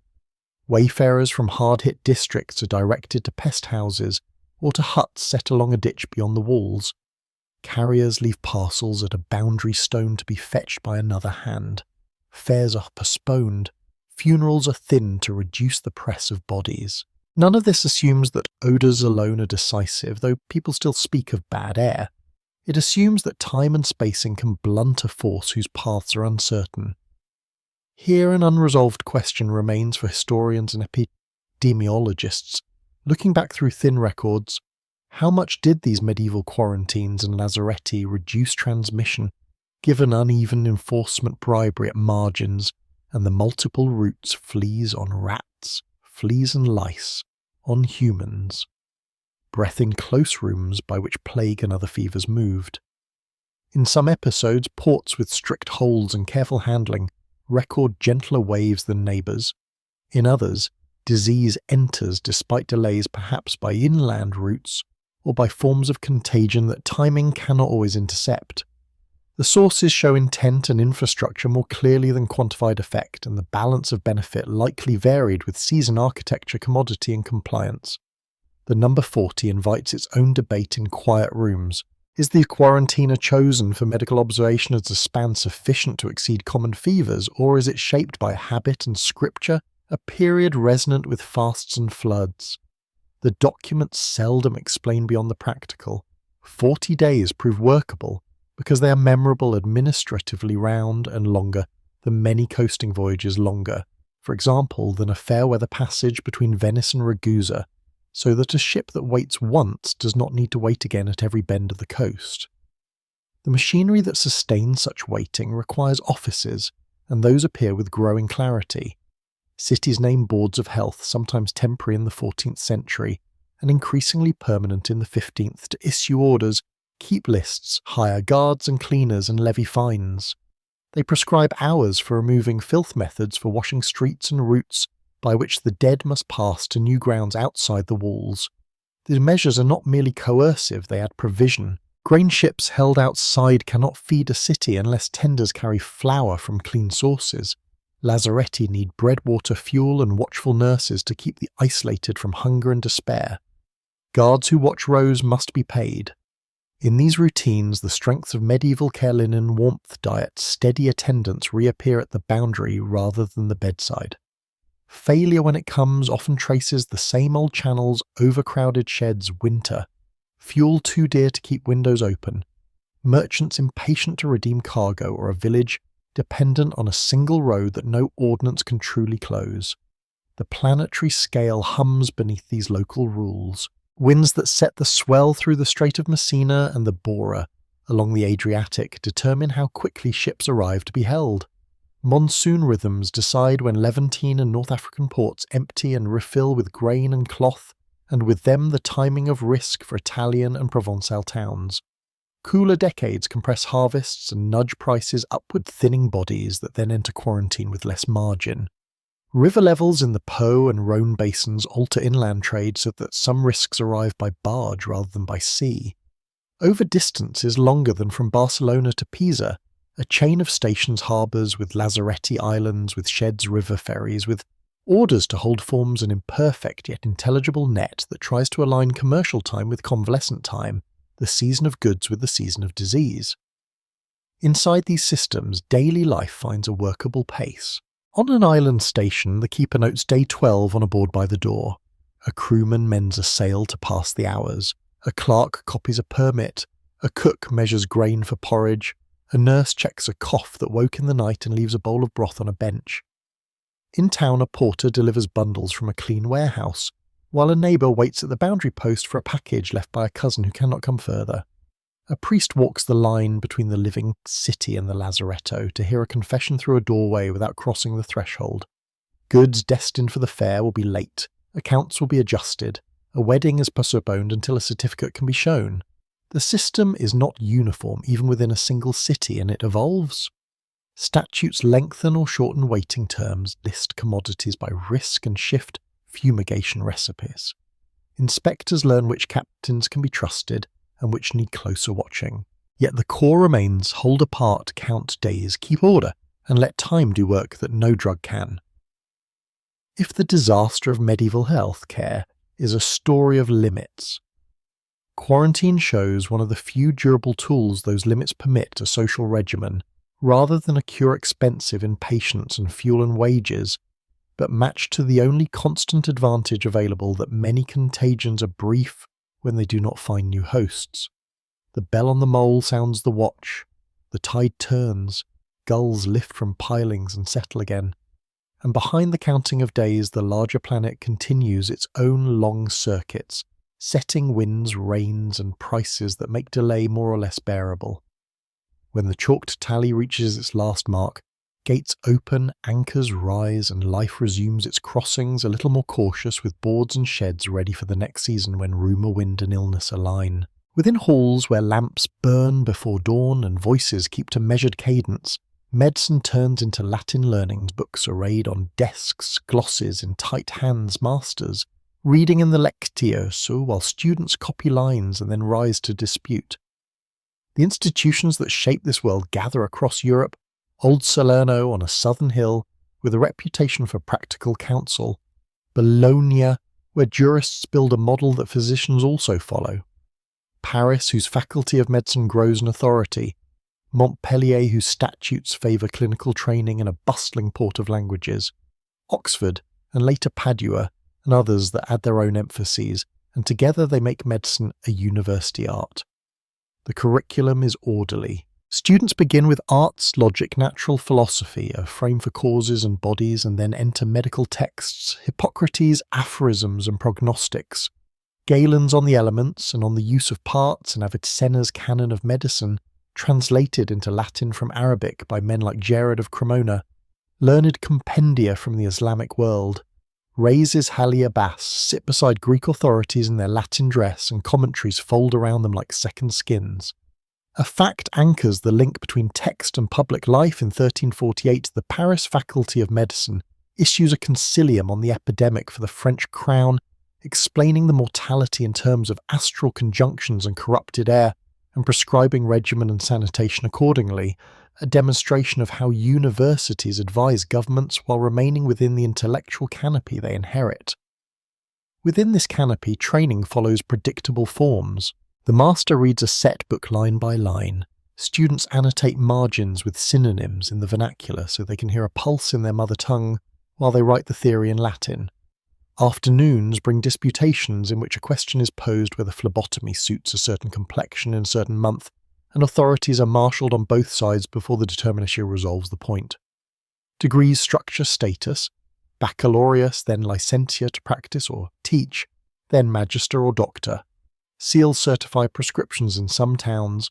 Apothecaries fall under faculty inspection where statutes allow. A lesser-known detail surfaces in those inspections in Paris and Venice. Officials periodically oversee the making or testing of theriac, the famed compound electuary of dozens of ingredients, and require apothecaries to keep stocks prepared in public supervised sessions.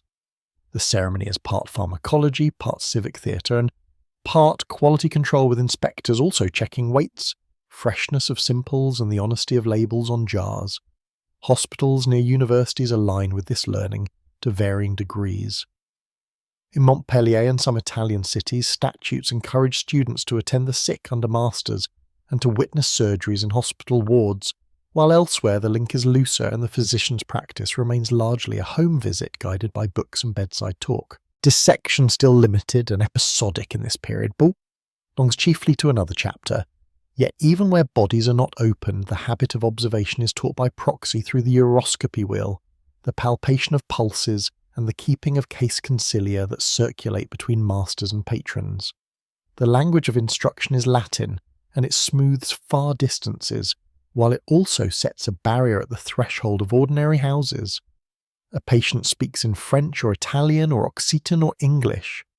The physician translates signs into the scholastic vocabulary of qualities and causes and writes recipes in Latin for apothecaries whose jars are labelled in the same tongue. The barrier is not a wall so much as a filter. It raises status, ensures portability of learning across bishoprics and ports, and makes medicine a clerkly profession. It also risks distance from local speech, a gap that skilled practitioners close by listening longer and asking cleaner questions before their pens move. Libraries stitch the university city to other coasts. Avicenna's canon reaches Paris by way of Iberia and Sicily. Galen's longer works come through Greek and Arabic channels, the Regimen Sanitatis Salernitanum. A verse manual on everyday health is copied into countless households because it can be memorized and sung. Astronomical tables designed in courts and observatories fold into medical almanacs carried by graduates who set their rounds by moon and season. Over distances longer than from Paris to Seville, the same sentences are spoken with different accents, and the same recipes are measured with different spoons, and yet a common method binds them: read, comment, dispute, apply. The unresolved question that modern readers bring to these rooms is not whether universities organise knowledge. They plainly do, But how much that organisation changes survival at the bedside in this era? Did a master's precise regimen and watchful prognosis improve outcomes beyond what a thoughtful lay healer might accomplish with warmth, diet and time? Did licensed practice reduce harmful purges and bleedings compared to unlicensed rivalry? Did university councils' oversight of apothecaries keep adulteration low enough to matter? The records are thin where we would like them thickest. Account rolls show payments, faculty registers list names and disputation topics, municipal statutes record inspection, plague tractates speak with authority about causes and wins, but comparative tables of recoveries do not appear, and ordinary wellness seldom enters archives. Historians infer cautiously that a culture of regimen moderation in eating and drinking, sleep, exercise, bathing, time to temperament did good precisely because it aligned with the body's own recovery when disease allowed, and that the discipline of close observation helped physicians avoid some rash acts. At the same time, deference to ancient authorities slowed the adoption of techniques that surgeons working at the wound's edge sometimes found by trial. Inside this uncertainty, daily university life remains concrete. Bells call scholars before sunrise. A beadle leads the master to the chair. Students sit with tablets and ink.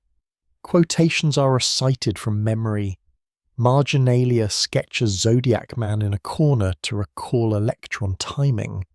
An apothecary across the square files a scoop flat so his measures stay true when faculty inspectors visit next week.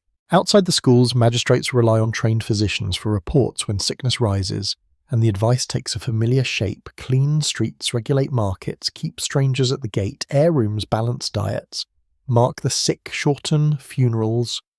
The planetary scale hums beneath this learned order. Translation centres flourish where empires meet and wines favour crossings. The same seasonal patterns that carry pepper and paper north carry manuscripts. Cooler decades tightened food supply and drive students to seek stipends and patrons farther afield. Wars shift chairs and close roads, sending scholars to new posts and altering which towns rise as medical centres. A commentary written in Montpellier rides a mule train over the Cevennes. A ship from Pisa carries bales of wool and a student on its deck reading the Canon by lamplight, and a master in Paris cites both in a lecture heard by a boy from the Low Countries who will carry the method home and visit farms along canals. Within the rooms themselves, the disaster of medieval healthcare appears as a paradox. High learning builds reliable habits of attention and a shared vocabulary that crosses kingdoms. Yet the framework of explanation qualities elements, heavens keeps inquiry bounded. The faculty can inspect an apothecary's scales and improve the honesty of a shop while still recommending bleedings and purges whose benefits are narrow. Even so, the steadying strengths matter. Schedules, clean measurements, the idea that causes should be named, and prognoses justified the practice of writing cases so others can judge. Day ends with disputations concluded and books closed.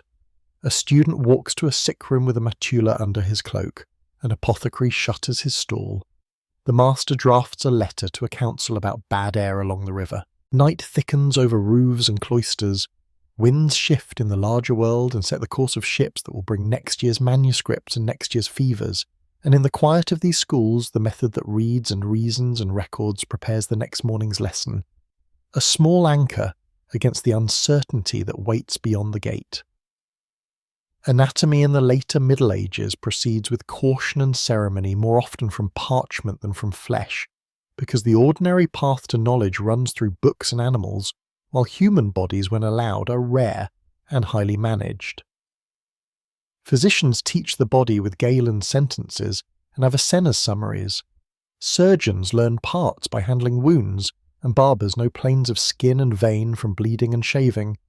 Yet the full human form, opened and considered layer by layer, appears mainly in winter lessons held under municipal permission, where a university is strong and a magistrate cooperates.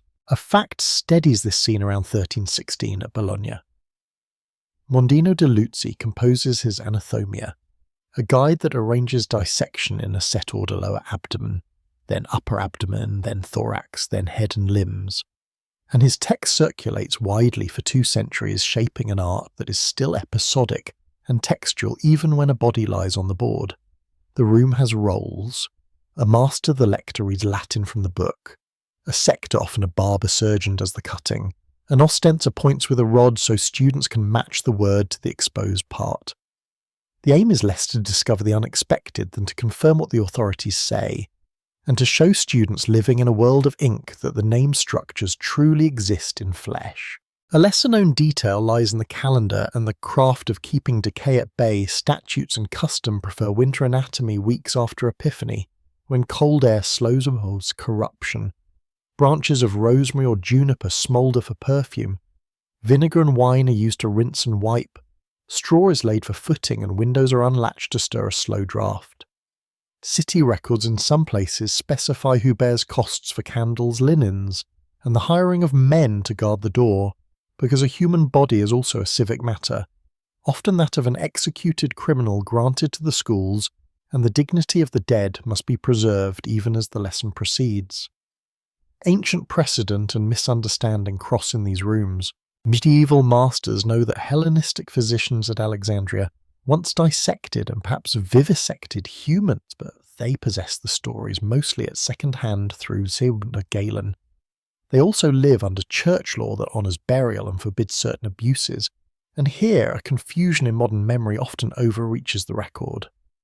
The papal bull sometimes invoked as a ban on dissection, Boniface VIII's De Sepulturis of 1299 and 1300 targets the practice of boiling and dismembering the dead, the Emos Teutonicus, to ship bones home for burial, not the occasional academic opening of a body under authority. Actual prohibitions and permissions vary by city bishop and time and demand human dissection, while never routine occurs in Boulogne-Montpellier, and elsewhere often enough that the tradition endures.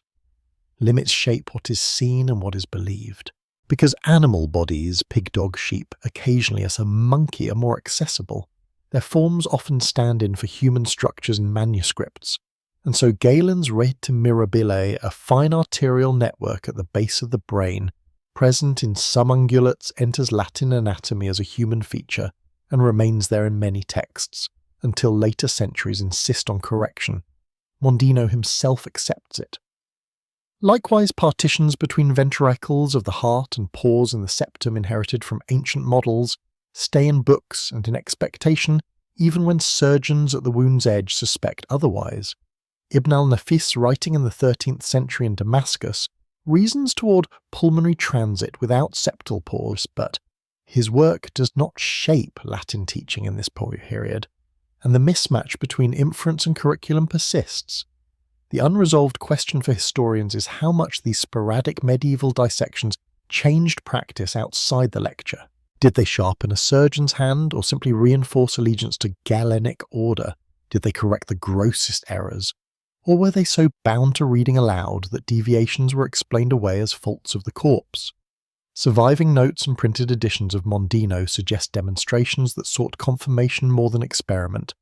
Yet surgeons' manuals, Henri de Mondeville's and Guy de Chauliac's, show a tactile empiricism at wounds that sometimes runs ahead of the lecture hall. The two worlds touch but do not fully merge. Even within their bounds, dissections teach ordinary truths that matter the run of a nerve. The relation of a vessel to a muscle plane, the placement of organs for prognosis, and for the sober art of opening an abdomen only after death has ended risk. Students learn to see with sequence and to keep order, and that method later makes corrections possible when authority loosens. The planetary scale hums beneath these benches and boards. Winter cold lengthens anatomy time in unheated halls. Warm decades shorten it. Prices for wax linen and wine rise and fall with harvests altering. How many lamps can be lit and how thoroughly a room can be cleaned. Trade routes bring paper for copying texts, steel for tools and spices used as fumigants. Plague years increase the number of unclaimed bodies in some towns and the fear around them shifting both supply and reluctance. Over distances longer than from Paris to Lyon, Mondino's book rides mule trains and riverboats to new schools. Marginalia in one region note a plant-freezing smell in another, a different order of cuts. A common Latin sentence binds these places into a class that does not share a roof. The work remains constrained by reverence and by hazard. Families want burial within a parish ground. Guilds protect the reputation of craftsmen. Councils watch public sentiment. Masters therefore keep the axe solemn, prayers spoken before the first cut, a cloth drawn respectfully over the face, lessons bounded to a few days, reburial arranged with care. The limited frequency matters. Many students complete their course with only a few public anatomies witnessed. Most learnings comes from uroscopy pulse reading and the regimen of diet and baths. Surgeons continue to gain their surest knowledge from the theatre of injury rather than the theatre of anatomy, where a limb or belly insists on what texts only describe. Where universities and councils cooperate, a quiet acceleration occurs. Statutes specify that a public anatomy be performed each year if a body is available. The office of the city's health board abets the transfer. Apothecaries supply waxed thread and oils. The Barber Guild sends its best sector. And a small group of students sees more clearly than their fathers did how the diaphragm domes and how the mesentery binds intestines like a gathered cloth. But confirmation, not revolution, is still the governing tone. In that restraint, the disaster of medieval healthcare shows itself as a gap between need and access. The knowledge to redraw the body's map requires frequent critical comparative cutting, and that is precisely what custom law and logistics rarely allow. The age does what it can with winter rooms and careful words edging closer to accuracy by keeping order rather than by breaking it. Night gathers early in anatomy season. Frost rims the inside of glass, a student blows on his fingers, ink thickening in the well. The lector pauses to let the sector expose the next plane. The ostenser raises a rod. And then when the lesson's order is complete, attendants wash the board, close the windows and accompany the body to burial. Overhead, the same sky that sets the calendar for fields and ships sets the brief weeks when bodies can be opened without haste. Between those weeks lie months of bedside work where pulses and urine carry more weight than sinews and bones, and where the map of the body, still trimmed to the edges of authority, guides hands that seek to help in rooms that hold heat and quiet more faithfully than truth. Markets for remedies fill the spaces between church porches and counting houses, and in the shade of timbered arcades an apothecary's open door invites the sick with orderly shelves glazed, albarelli painted with scrolls that name their contents, Syrupus rosurum conserva veolarum oleum hyperchi, brass scales bright from use, and a counter worn smooth where coins and prescriptions rest. Inside the craft proceeds with method simples. Each herb root seed resin are weighed in scruples and drams. Compounds are mixed into electuaires with honey or sugar to make bitter powders swallowable. Syrups are reduced to a gloss that will keep. Pills are rolled with steady palms and dried on boards. Distillations cool in glass vessels duped with ropes so they can be lifted from the fire without shattering. A fact steadies the repertoire by the 13th century, the Antidotarium. Nicolae Salernitan collection of standardized recipes circulates across Latin Europe as a working reference for apothecaries and physicians, listing ingredients, measures, and preparations that appear again and again in shop notebooks and in prescriptions written in Latin for ailing townspeople who speak in the vernacular. The shop stock is worldly because bodies are worldly. Pepper for warming draughts, cinnamon and cassia, for the stomach spikenard and galangal, for cold chests sugar, loaves that are both food and medicine, rhubarb and senna from farther east for purging storax and frankincense, for fumigation, and gentler kitchen herbs dried on strings, sage, fennel, anise, mint, because regimen and remedy share the same table. Honey sits near the mortar because it preserves and soothes, and because its clean sweetness masks harsh tastes. Wine stands uncorked on the days of compounding to dissolve gums and resins, and to wash pestles. Wax waits for ointments that must not run. Beside this practical core, rarities gleam bezoar stones wrapped in cloth and kept for those who fear poison. Ambergris in small curls. Musk sealed against the air. Powdered pearls and corals bought more for hope than for proof.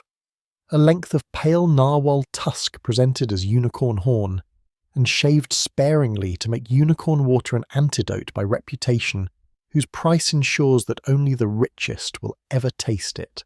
A lesser-known detail sits in the jars of colour, Stacked along one wall, verdigris, vermilion azurite, and ultramarine are sold for painters as well as for plasters. Pigments and medicaments mingle in the same economy, and in Florence the Arte dei Medici e Speziali, the Guild of Physicians and Apothecaries, also enrolls painters because their trade runs through the same shops. Dante Alighieri himself joins that guild in 1295 to make himself eligible for civic office, a note that shows how these counters need medicine, art and politics together in one street-facing craft. Order is guarded by statute. City councils license shops, fix measures and empower inspectors to test weights, examine labels and reject adulterated saffron or false balsam. In some ports, health boards and faculties witness the public making of famed compounds so that the recipe remains faithful. Theriac, the most storied of electuaries, requires hours of measured stirring to blend dozens of ingredients into a paste aged in jars. Though praised for centuries as a near-universal antidote, it serves in practice as a warming, soothing compound, whose opiates dull pain and whose honey and aromatics comfort the sick room, with sweetness in an age that trusts both palate and authority. Alongside regulation runs household practice. Women keep recipe collections copied from neighbours and from vernacular compendia. They candy violets in spring for a cooling conserved brew barley water for fevers, set leavened poultices to draw soreness from joints and keep small bags of dried rosemary and rue to sweeten rooms whose windows cannot always be opened in winter. Charms and relics share the same space without rancour. A pilgrim badge pinned to a bed curtain, a small relic sealed in wax and worn at the neck, a prayer written on parchment and sewn into a child's cap. Such objects do not contradict the apothecary's jars in the minds of households that live by habit and hope together, because meaning and medicine belong to the same care. The supply chain moves at a planetary tempo. Monsoon winds decide when Malabar pepper arrives at Alexandria. Galleys cross to Venice and Genoa on seasonal schedules.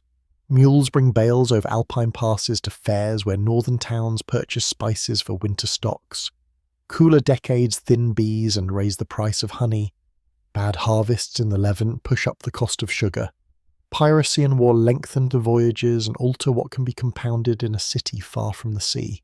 Over distances longer than from Venice to Damascus, the same jars and recipes travel, and a failure in one season's saffron bloom can change the taste of medicines in another country months later, as surely as a late frost changes a hospital's broth. In this global traffic, the boundary between remedy and luxury blurs, sugarcoats pills and feeds convalescents. Pepper warms the chests of the weak and the sources of the wealthy. Rosewater cools fevers and perfumes linen. Ambergris stiffens pomanders and appears in rare electuaries. And the price of relief rises and falls with the sky. Not every shelf holds help. Mumia powder made from preserved human remains appears in some lists as a binding or drying agent, a substance imported under ancient reputations that apothecaries handle, as they handle other goods with no instrument to measure consequence beyond the price a customer will pay. Philosophers argue about its virtue. Households accept or refuse according to conscience. The same uncertainty shades bezoars and unicorn horn. Do they neutralize poison, or do they mark wealth and sponsor calm while time cures what it can? Medieval records do not test them in ways that later centuries will recognize. Success and failure dissolve into stories that travel faster than corrections. This unresolved field, how much any given remedy helps or harms beyond nursing, and time stretches wide and historians read it carefully. Honey cleans wounds because it excludes air and draws moisture, a benefit visible to any nurse who keeps flies away and changes dressings. Poppy syrups, quiet coughs and pain at a cost in wakefulness. Ginger and galangal ease some stomachs and warm cold hands, but massive purges during weakness risk collapse, and some metals and minerals ground fine and swallowed burden the body rather than balance it. Apothecaries themselves navigate this terrain by reputation. They note which recipes neighbours praise, which physicians prescribe most, which merchants bring reliable stock, and which substitutions preserve effect when arrivals are late. Their prudence is bounded by the books they trust and the expectations of clients who want strong medicine because their fear is strong. The shop exists within law and within liturgy. On Marian feasts and great Sundays shutters are closed. On weekdays measures click and powders sift onto paper twists. A priest might step in to buy incense. A surgeon sends a boy with a note for a plaster and asks that the batch be made thinner this time. A midwife takes honey and fennel and a little cinnamon for a warming drink. A traveller buys vinegar and a small vial of rosewater for the road. Cleanliness matters. Here, as in, the hospital jars are wiped. Scoops rinsed, mortars scoured, floors swept to hold down dust that clings to damp syrups. These habits uphold reverence for goods and incidentally reduce contamination that no one can see. The disaster of medieval healthcare shows itself in this market not as chaos, but as an honourable excess of promise over proof and as an economy that ties the power to purchase to the power to hope. Remedies with the strongest reputations and the gentlest tastes are often the dearest, and the poor rely more on herbs they can grow on broth and warmth, on patience and neighbours' help. Even so, the ordered presence of the shop matters. It gives a place to bring a prescription, and to hear a measured voice say how much to take and when. It holds the city's memory of which harvests altered supplies and which routes ran safely last winter.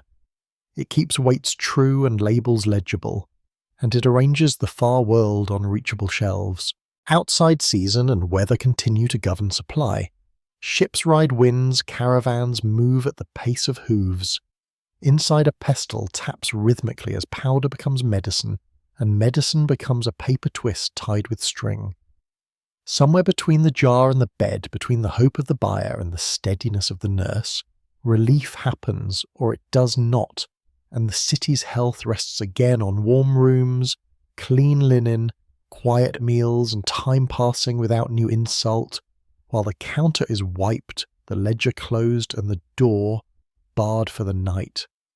In rooms where broth steams and linens dry by the hearth, people still breathe the same air, and it is the air that medieval medicine most often blames when illness runs fast, foul vapours rising from marsh and midden corrupt exhalations from rotting matter, invisible taints thickening in fog or pressed low by heat. Miasma is not a careless word. It is the principal explanation that knits together city statutes on filth physicians' advice on odour and household habits of fumigation and perfume.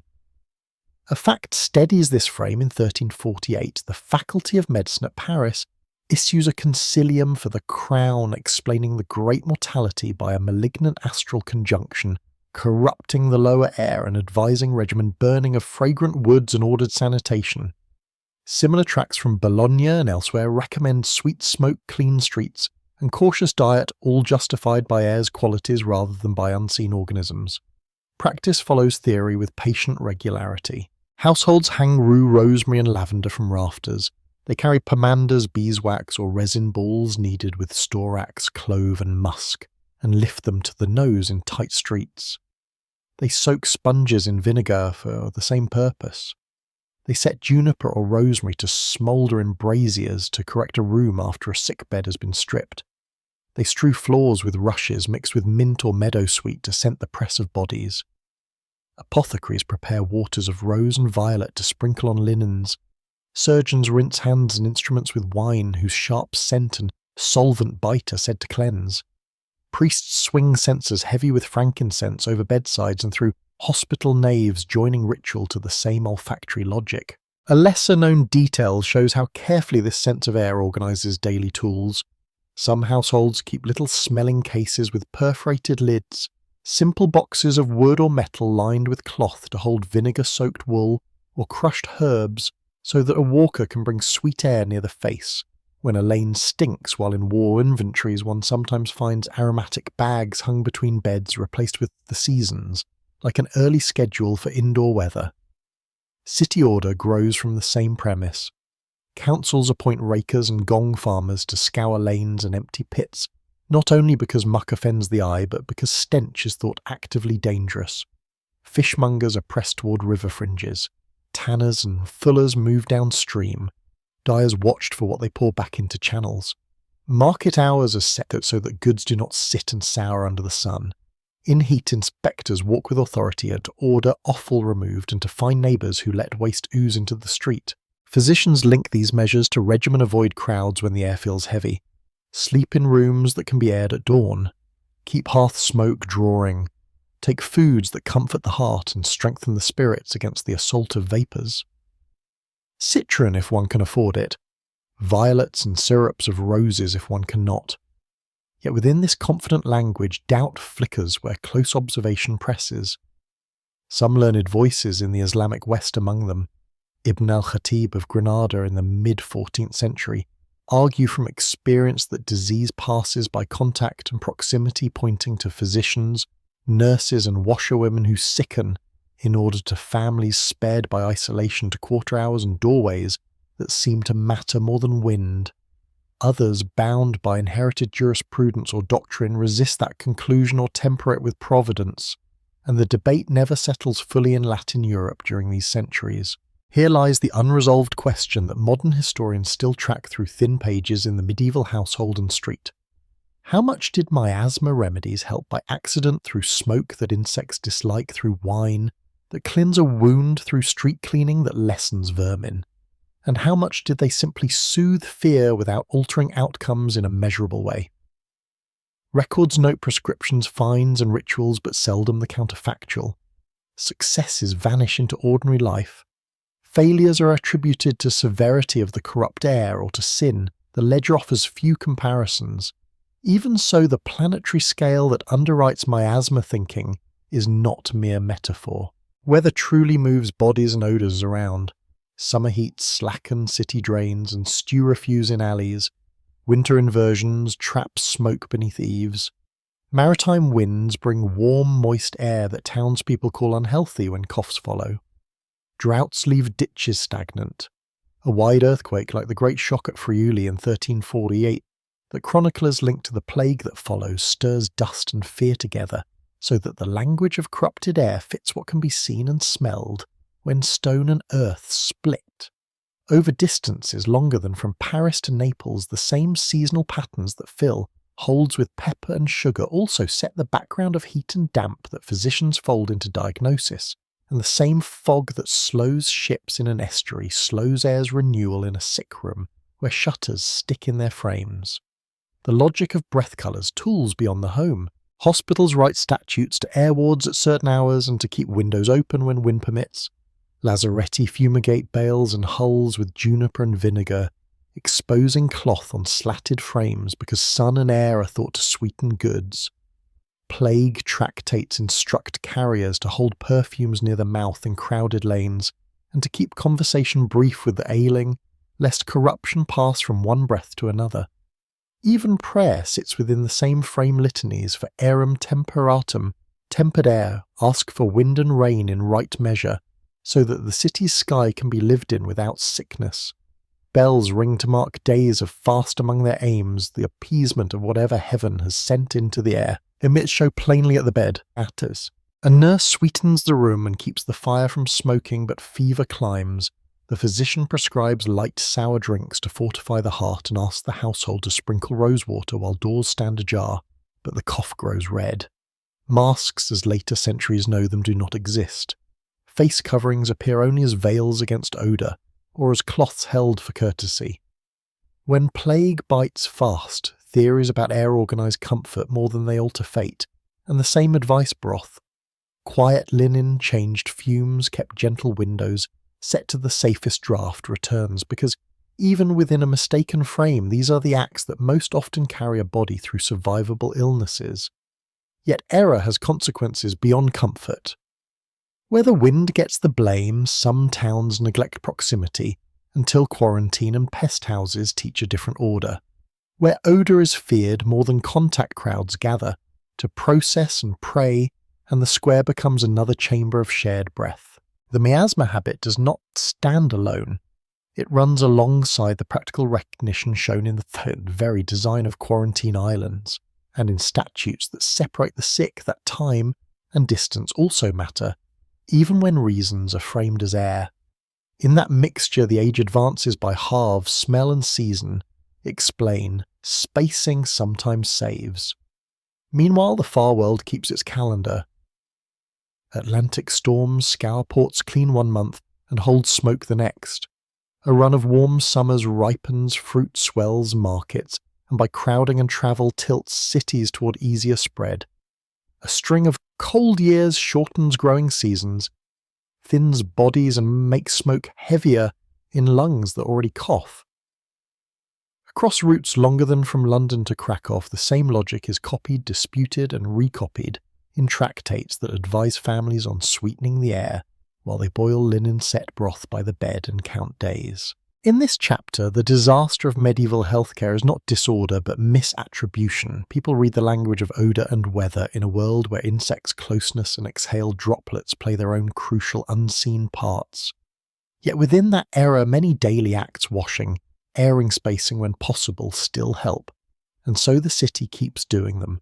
Evening falls, a brazier's smoke drifts, a pomander's scent fades, a window is drawn to a safer fingertip's width, and under the same turning sky that bends, winds, and ties coasts together, caregivers let the room cool, moisten the lips, and keep the cloth clean, trusting that if the air can be tempered and time can be held, a night might pass that leaves breath easier at dawn. Late medieval care begins to show seams where new habits press against old frames, and across towns and ports, careful observation thickens into rules, notebooks and routines that run closer to what bodies actually need. Physicians still speak the language of humours and airs, yet they keep steadier case notes and compare outcomes. Surgeons continue to cauterize and bleed, yet more of them rinse wounds with wine, suture cleanly, and change dressings by a timetable that favours dryness and rest. Hospitals remain houses of charity, yet statutes now specify bedding airing diets and the separation of certain ailments when space allows. One fact marks this turn in public practice. Italian city-states formalise health offices in the 15th century, boards that hire inspectors, order street cleaning, supervise lazaretti, and issue health attestations for travellers, embedding epidemic response in civic law instead of relying only on exhortation and prayer. Learned medicine, the book still leads, but reading grows more practical. The canon and Galen are glossed with bedside notes. Plague consilia, written after hard seasons, borrow each other's lists of regimen and sanitation and add particulars drawn from local streets. Guido Chauliac's Chirurgia, copied and studied for generations, gathers procedures with an attention to method that many surgeons adopt at the wound's edge, from splintage and reduction of fractures to careful debridement and dressing changes that privilege clean surfaces and calm hands. A lesser-known detail signals how this pragmatism reaches households with movable type, spreading after mid-century short regimens of health and plague advisories appear in low-cost print alongside devotional booklets telling readers in the vernacular to air rooms moderate diet and mark a sick house for space advice familiar from manuscripts, but now carried cheaply from stall to stall so that a rule tested in one parish can ride a cart to the next fair and settle there. The frame of explanation, though, still leans toward qualities and corrupted air, and here the limits of the age remain stark. Without knowledge of microbes, cities that separate the sick and hold ships at anchor do so in the name of air and time. Without anesthesia or antisepsis, surgeons who are fast and methodical still lose patients to fever that begins days after a clean cut. Without transfusion, midwives who manage birth with great skill still meet hemorrhage they cannot stop. An unresolved question persists in the record the age leaves when survival improves in these decades. How much follows from better nursing and spacing warmth broth, quiet wards quarantine? How much from refinements in surgery and pharmacy, wine dressings, sutures, measured doses, and how much simply from a kinder season that strengthens bodies and slackens the pace of contagion? Account rolls, list linens, candles, herbs, and wages. Ordinances enumerate fines and watchmen. Casebooks preserve prescriptions and prognoses.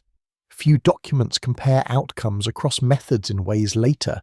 Centuries desire, and ordinary recoveries vanish into the quiet they restore. Still small steadinesses accumulate. Hospital statutes sharpen open the windows at set hours, boil linen. On certain days, keep separate storerooms for clean and soiled goods, bathe the weak with warmed water and dry them thoroughly before the evening chill. Town councils appoint physicians to advise on markets and burials. Apothecaries are inspected for true weights and unspoiled simples. Midwives renew oaths that bind them to serve the poor and to baptize the perilously born.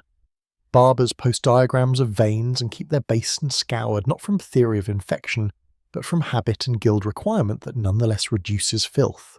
Surgeons write with more confidence about closing rather than forcing suppuration when wounds are clean, and about removing dead tissue when they are not. They describe ligatures and bandages with attention to tension and interval. They warn against heavy ointments that seal in rot. They urge rest and staged motion for damaged joints. Physicians refine regimen by season and complexion in ways that, while framed by a humours align with convalescence, light sour drinks in heat broths, in cold early sleep in winter, early rising in summer, gentle exercise as fever resolves.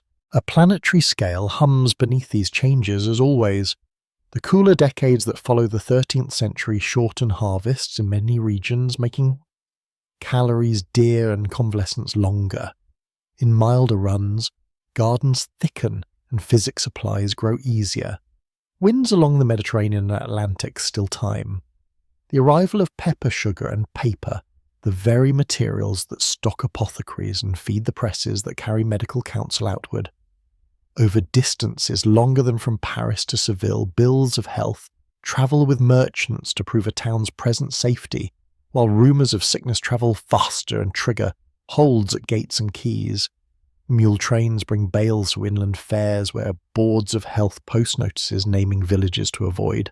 The same network that spreads risk now also spreads rules to blunt it. In university towns, anatomy remains winter work and rare, but demonstrations are more often tethered to municipal permission rather than private favour, and a few curricula require at least one public anatomy when a body can be had. Even where no body is opened, the method of seeing in order, naming, locating, comparing deepens, so that when more frequent human dissections arrive in the next century, the habit of sequence is ready to correct texts. Beside this, the ordinary art of prognosis changes subtly. Masters still read pulses and urine, but they emphasize watchful waiting and the timely withholding of strong measures in the week.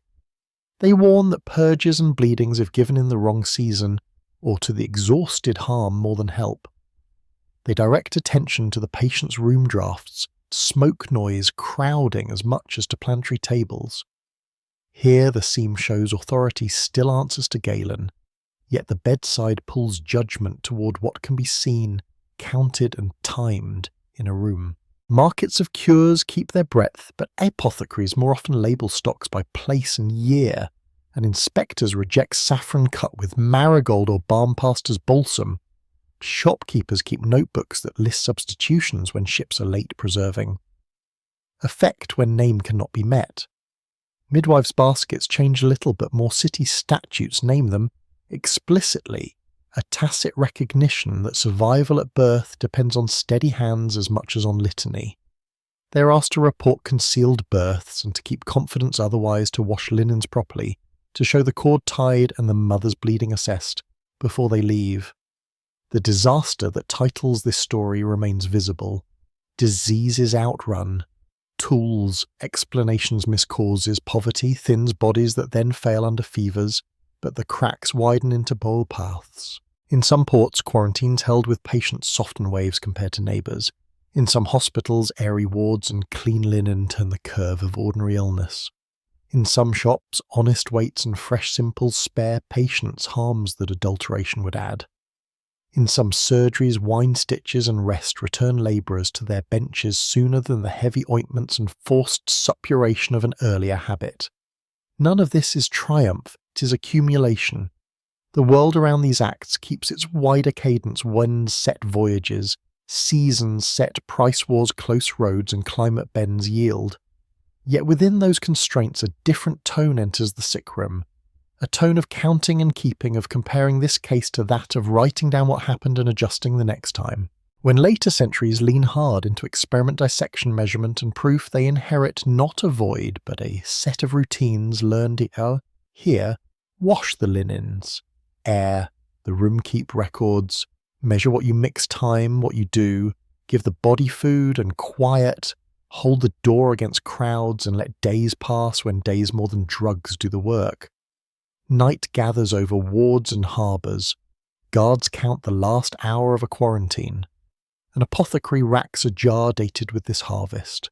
A surgeon lays out clean bandages for morning rounds. A midwife knots thread and folds it back into her basket. The planet turns toward another season, and within its long weather, people keep these rules imperfect and steady until newer language and clearer causes arrive.